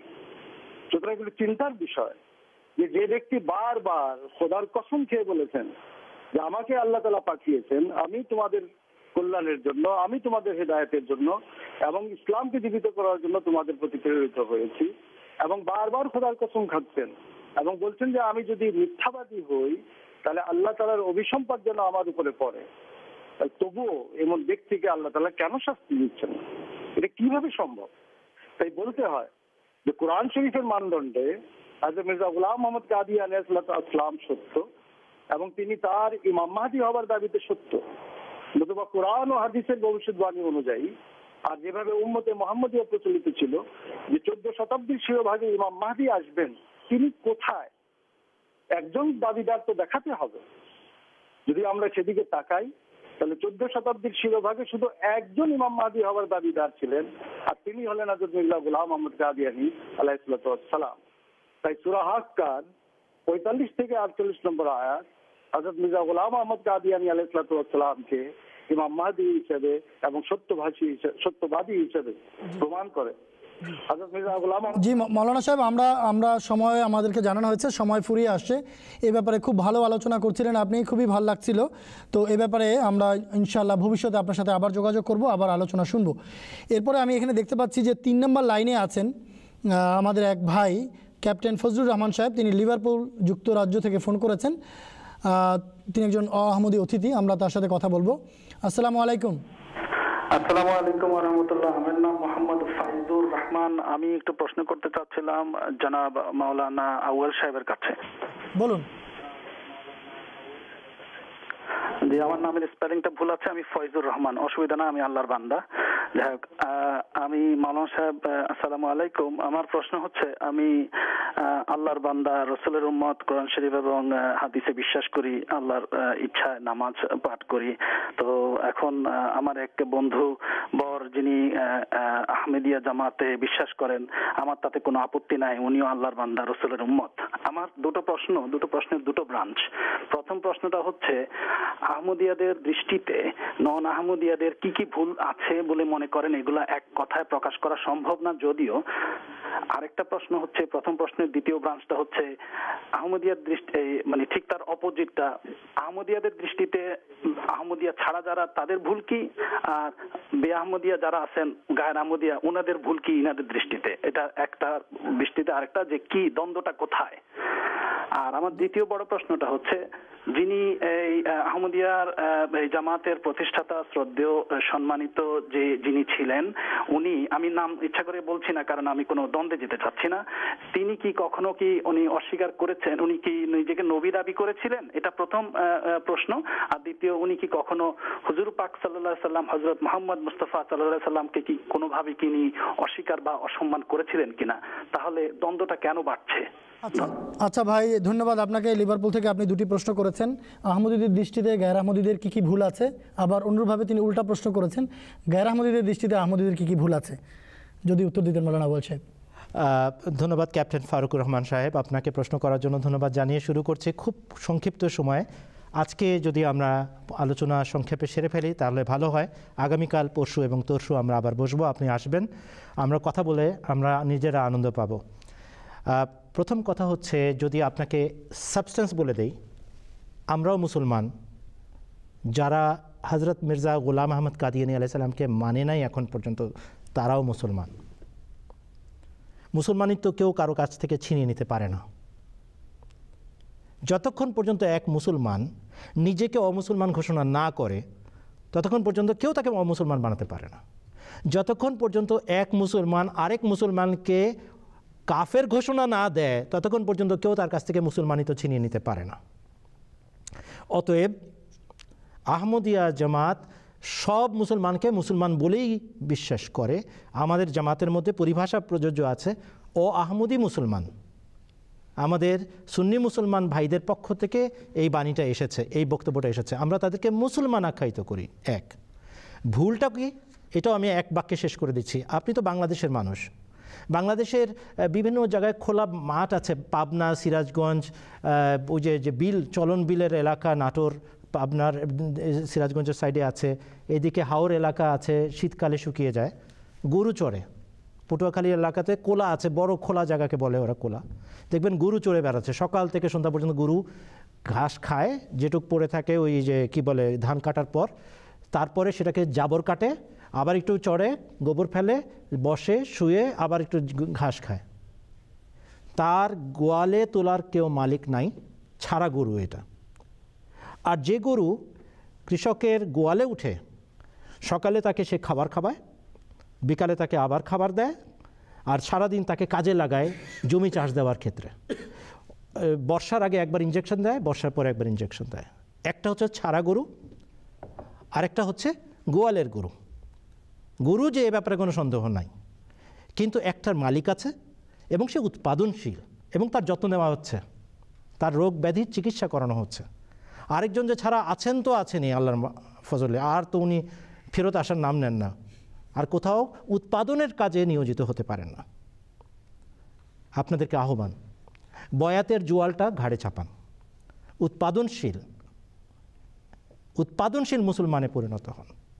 আপনি যদি অনুষ্ঠানটা লক্ষ্য করেন, এখনও কাজ বাকি আছে। কাজ আমরা কি কাজটা করছি? হে মুসলমানরা, তোমরা খাঁটি মুসলমান হও, আর হে অমুসলমান ভাইরা দূরত্ব ঘুচাও। তোমাদের ধর্ম আমাদের ধর্ম একই উৎস থেকে উচ্চারিত, এসো এক হয়ে যায়। এটাই তো ইমাম মাহদির কাজ, এটাই তো হজরত মুহাম্মদ সাল্লাল্লাহু আলাইহি ওয়াসাল্লামের কাজ। এইটার জন্য আমরা প্রতিষ্ঠিত হয়েছি। অতএব দ্বন্দ্ব নয়, ভুল বুঝাবুঝির অবসানটা উদ্দেশ্য। বাকি রইল হজরত মির্জা গোলাম আহমদ কাদিয়ানী আলাইহিস সালাম নবী হবার দাবি করেছেন কিনা? হ্যাঁ, তিনি এক ধরনের নবী হবার দাবি করেছেন। তিনি উম্মতি নবী হবার দাবি করেছেন, তিনি চাকর নবী হবার দাবি করেছেন, তিনি কামলা নবী হবার দাবি করেছেন, তিনি প্রতিবিম্ব আকারে হজরত মুহাম্মদ সাল্লাল্লাহু আলাইহি ওয়াসাল্লামের চাদর নিজের গায়ে আবৃত করেছেন, নৈকট্য লাভ করেছেন আল্লাহর। কোরআন শরীফে লেখা আছে, ইন কুনতুম তুহিব্বুনাল্লাহ ফাত্তাবিউনি ইউহিব্বুকুমুল্লাহ। যদি তোমরা আল্লাহকে ভালোবাসো তাহলে আমার অনুসরণ করো। হজরত মুহাম্মদ সাল্লাল্লাহু আলাইহি ওয়াসাল্লামের ভাষায় তার মুখ দিয়ে আল্লাহ তাআলা ঘোষণা দেওয়াচ্ছেন, তাহলে আমার অনুসরণ করো, কি পাবে? তাহলে আল্লাহ তোমাদেরকে ভালোবাসবেন। এই পথ ধরে হজরত মির্জা গোলাম আহমদ কাদিয়ানী আলাইহিস সালাম ভালোবাসা পেয়েছেন এবং সবচেয়ে নৈকট্য লাভ করেছেন, সবচেয়ে বেশি। আল্লাহ তার সাথে অনেক কথা বলেছেন ভালোবাসার, কোনো শরীয়তের বিধান নাই। যাকে আল্লাহ তাআলা অনেক গায়েবের সংবাদ দেন, ভালোবাসার কথা বলেন, মুহূর্তে মুহূর্তে তার সাথে আলাপ করেন, পদে পদে তার দিক নির্দেশনা দেন, তাকে সংবাদবাহক বলা হয়। কিন্তু শরীয়তবিহীন, শরীয়ত শেষ হজরত মুহাম্মদ সাল্লাল্লাহু আলাইহি ওয়াসাল্লামের মাধ্যমে। কিন্তু তিনি নবী অবশ্যই। কেন নবী? যেন আমাদেরকে এক করতে পারেন। নবী ছাড়া কারো হাতে ঈমান আনার এবং বয়াত করার নির্দেশ নাই। হয় নবী বয়াত নিতে পারে, নাহলে নবীর পরে খলিফা বয়াত নিতে পারে। এর বাইরে বয়াতের শর্ত নাই, বিক্রি হওয়ার কোনো কারণ নেই। মানুষ ওয়ালাকাদ কাররামনা বানি আদামা, আল্লাহ তাআলা বলেছেন সবচেয়ে সম্মানিত জীব মানুষ, তাকে যেথায় সেথায় বিক্রি হওয়ার অনুমতি নাই। হ্যাঁ, আল্লাহর পক্ষ থেকে প্রত্যাদিষ্ট মহাপুরুষ আসলে তার হাতে বিক্রি হতে হয়, এবং সেই জন্যই তাকে উম্মতি নবুয়ত, এতাআতকারী নবুয়ত, আনুগত্যশীল নবুয়তের মর্যাদায় অধিষ্ঠিত করে পাঠানো হয়েছে। এটাতে আমাদের নবী, বিশ্বনবী হজরত মুহাম্মদ মুস্তাফা আহমদে মুজতবা সাল্লাল্লাহু আলাইহি ওয়াসাল্লামের সম্মান বৃদ্ধি পায়। ধন্যবাদ আপনাকে। ধন্যবাদ আপনাকে। জি, এখানে আমি একটু যোগ করতে চাই, আমরা যে হযরত ইমাম মাহদী আলাইহিস সালাতু ওয়াস সালামকে বলছি তিনি নবী, উম্মতি নবী, এই কথা কিন্তু আসলে আহমদিয়া মুসলিম জামাতের কথা না। হযরত মুহাম্মদ রাসূলুল্লাহ সাল্লাল্লাহু আলাইহি ওয়াসাল্লাম স্বয়ং তাকে নবী উল্লাহ বলে গেছেন। মুসলিম শরীফে স্পষ্টভাবে লেখা আছে, বুখারী শরীফে ইশারা আছে, অন্যান্য হাদিসের বইতে তাকে নবী উল্লাহ বলা হয়েছে, আল্লাহর নবী। আহমদিয়া মুসলিম জামাত যদি মোল্লাদের মন জয় করার জন্য বলেন যে না না তিনি নবী না, তাহলে তো আমরা মোহাম্মদ রাসূলুল্লাহকে অস্বীকার করলাম, আবার সেই জায়গায় যেখান থেকে এসেছে। তাই আমরা মোহাম্মদ রাসূলুল্লাহ সাল্লামের কথাকে বাদ দিতে পারি না। আর আমাদের কি দোষ, এটাও আপনি প্রশ্ন করেছেন, আপনাদের দোষের কথা মৌলানা সাহেব বললেন। আমাদের দোষ হলো যে কোরআন শরীফে আল্লাহ নির্দেশ দিয়েছেন যে সত্য মানুষের কাছে পৌঁছাও, কিন্তু আমাদের একটা দোষ আছে যে আমরা সেটি আমাদের স্বল্পতার কারণে, দুর্বলতার কারণে জোরালোভাবে তা পৌঁছাতে পারছি না। যতটা সম্ভব তা আমরা করছি। আজকের এই আয়োজনও আসলে এরই একটি অংশ। ধন্যবাদ মৌলানা ফিরোজ আলম সাহেব, মৌলানা আব্দুল আওয়াল সাহেব। আমি আবার ফিরে আসছি হিন্দু ভাইদের প্রশ্ন নিয়ে। আমি অনুরোধ করব ভাই, আপনারা দেখলেন কতটা হুলস্থুলের মধ্যে আমাদের সময়টা পার হয়ে গেল। আপনাদের দুটি প্রশ্ন এখনও আমাদের কাছে আছে, আমরা আপনাদের প্রশ্নের উত্তর দিতে চাই এবং আমরা এটিও চাই যে আপনারা আমাদের অনুষ্ঠান দেখতে থাকুন। আশা করি আগামীকাল, পরশু এবং তার পরের দিন রোববার পর্যন্ত আমাদের এই অনুষ্ঠানের সাথে আপনারা থাকবেন। তারপরও এখানে আমি সংক্ষেপে মৌলানা ফিরোজ আলম সাহেবের কাছে আসছি যে একটা প্রশ্ন এক ভাই করেছিলেন যে আমি কে, কে আমার, এই প্রশ্নটার যদি কিছুটা হলেও উত্তর দিয়ে দিতেন, তারপরে আমরা পরবর্তী প্রশ্নে কালকে যাব।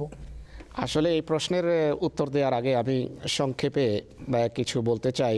হিন্দু ভাইদের আজকে উপস্থিতি এত ভালো লাগছে যে তাদের উপস্থিতি থেকে বোঝা যায় যে তারা শান্তি চান, সাম্য চান, ভ্রাতৃত্ব চান। আহমদীদের ডাকে সেখানে এসেছেন বা নিজেদের সত্য সন্ধানের এক বাসনা নিয়ে সেখানে এসেছেন। কিছুক্ষণ আগে আমরা শুনেছি আজকের অধিবেশনের শুরুতে যে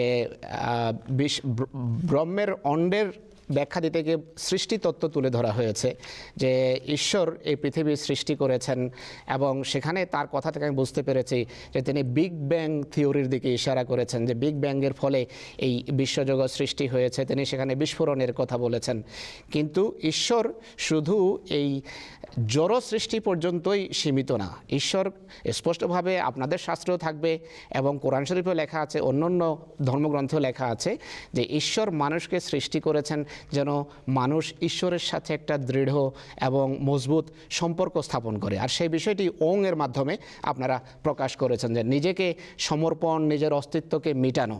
তো আপনাদের গ্রন্থে লেখা আছে যে যুগে যুগে যখনই অনিষ্ট দেখা দিয়েছে, যখনই মানুষ ভ্রষ্ট হয়েছে, সত্য থেকে দূরে চলে গেছে, তখনই ঈশ্বরের পক্ষ থেকে কেউ না কেউ এসেছে এবং এসে থাকে। এটি যে একটা ইউনিভার্সাল প্রসেস, এটা সবসময় চলতেই থাকবে।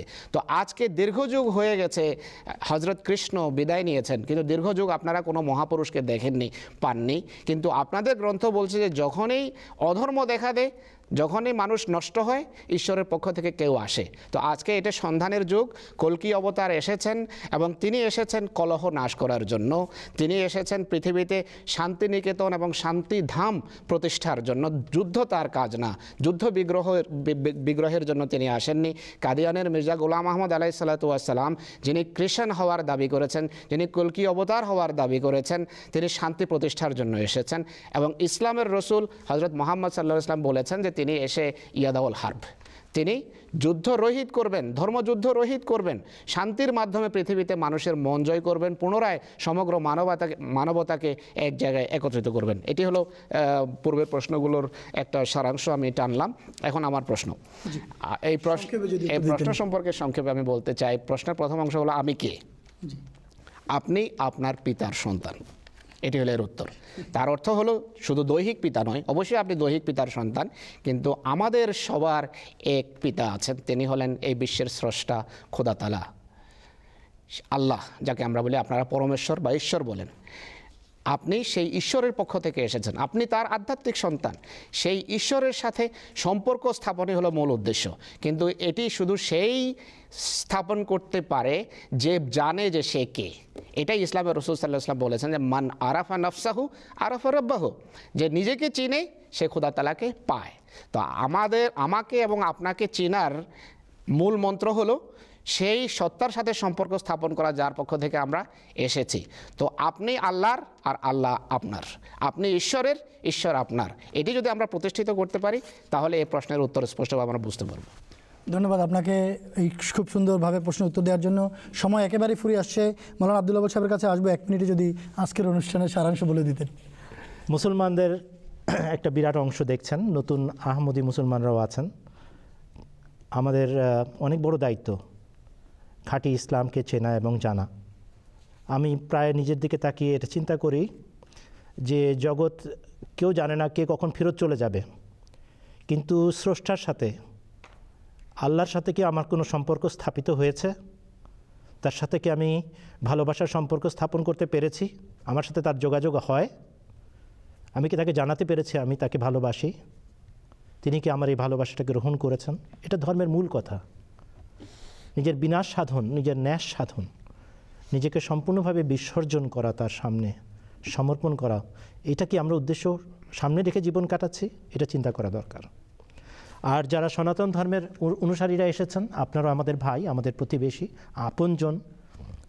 মৌলানা সাহেব বলেছেন, যদা যদা হি ধর্মস্য গ্লানির্ভবতি ভারত অভ্যুত্থানম অধর্মস্য তদাত্মানং সৃজাম্যহম পরিত্রাণায় সাধুনাং বিনাশায় চ দুষ্কৃতাম ধর্ম সংস্থাপনার্থায় সম্ভবামি যুগে যুগে।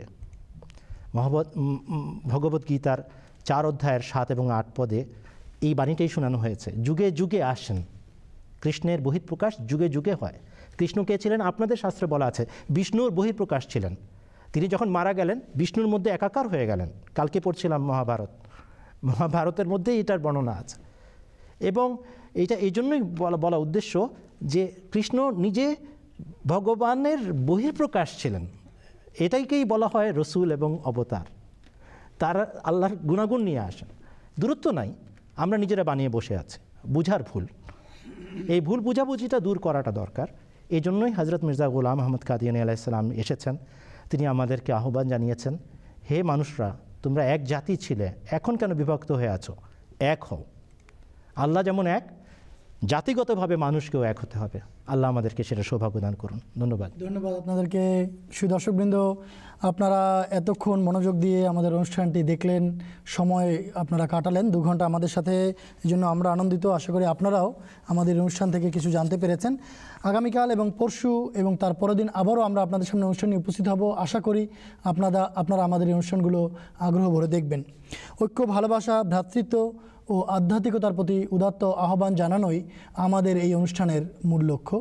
কোনো কুতর্ক বা কোনো বিতর্ক করা এখান থেকে আমাদের উদ্দেশ্য নয়। আমরা চাই বিশ্ব মানবতা যেন এক পতাকা তলে একত্রিত হয় এবং খোদার গুণগান গায়। আগামীকাল শুক্রবার, দর্শকবৃন্দ আপনাদেরকে জানাচ্ছি, আগামীকাল শুক্রবার আহমদিয়া জামাত এবং আহমদী সমাজকে দেখার একটা সুযোগ আছে। আপনারা যেখানেই বাস করছেন না কেন, আশেপাশে আহমদী জামাতের মসজিদ আছে। যদি আপনারা আহমদী জামাতের মসজিদে যান, জুমার নামাজটা পড়েন, আহমদিয়া জামাত কী খুতবা দেয়, আহমদিয়া জামাত ধর্মের কথা কিভাবে বলে, আহমদিয়া জামাত কোন ইসলাম পালন করে, তাহলে আপনারা এটা দেখতে পাবেন। আপনাদেরকে উদাত্ত আহ্বান জানাই আগামীকাল শুক্রবার আহমদিয়া মসজিদে জুমার নামাজ পড়ার জন্য। আপনারা আবার আমি আপনাদেরকে বলে দিচ্ছি, এই সত্য সন্ধান অনুষ্ঠান চলমান, আগামী 3 দিন আরও চলবে। আপনাদেরকে দেখার আগাম আমন্ত্রণ জানাচ্ছি। এবং পুরনো অনুষ্ঠানগুলো আমাদের বাংলা ওয়েবসাইটে উঠানো আছে। আমাদের বাংলা ওয়েবসাইটের অ্যাড্রেস হচ্ছে www.ahmodiabangla.org। সেখানে গেলে আপনারা আমাদের পুরনো অনুষ্ঠানগুলিও দেখতে পারবেন। তো আজকে যারা আলোচকবৃন্দ ছিলেন আমি তাদেরকে ধন্যবাদ জানাচ্ছি, এবং অনলাইনে আমাদের সাথে যারা আজকে প্রশ্নের উত্তর দিয়েছেন আমি তাদেরকেও ধন্যবাদ জানাচ্ছি। ভদ্রবাবু ছিলেন ঢাকা থেকে, মৌলানা সালেহ আহমদ সাহেব ছিলেন ঢাকা থেকে, এবং মৌলানা মুফিজুর রহমান সাহেব ছিলেন বসনিয়া থেকে, এবং আবু তাহের মণ্ডল সাহেব যিনি শিলিগুড়িতে অবস্থান করে আহমদীদেরকে এবং সনাতন ধর্মী ভাইদেরকে অনুষ্ঠান দেখিয়েছেন। আপনাদের সবাইকে আমি ধন্যবাদ জানাচ্ছি। আমরা দোয়া প্রার্থী, আপনারা দোয়া করবেন এবং আপনাদের জন্য আমরা দোয়া করছি। ইনশাআল্লাহ আগামীকাল দেখা হবে। আসসালামু আলাইকুম ওয়া রাহমাতুল্লাহি ওয়া বারাকাতুহু। আউযু বিল্লাহি মিনাশ শাইতানির রাজীম। ওয়া কুলিল হাক্কু মির রাব্বিকুম ফামান শাআ ফালইউমিন ওয়া মান শাআ ফালইয়াকফুর।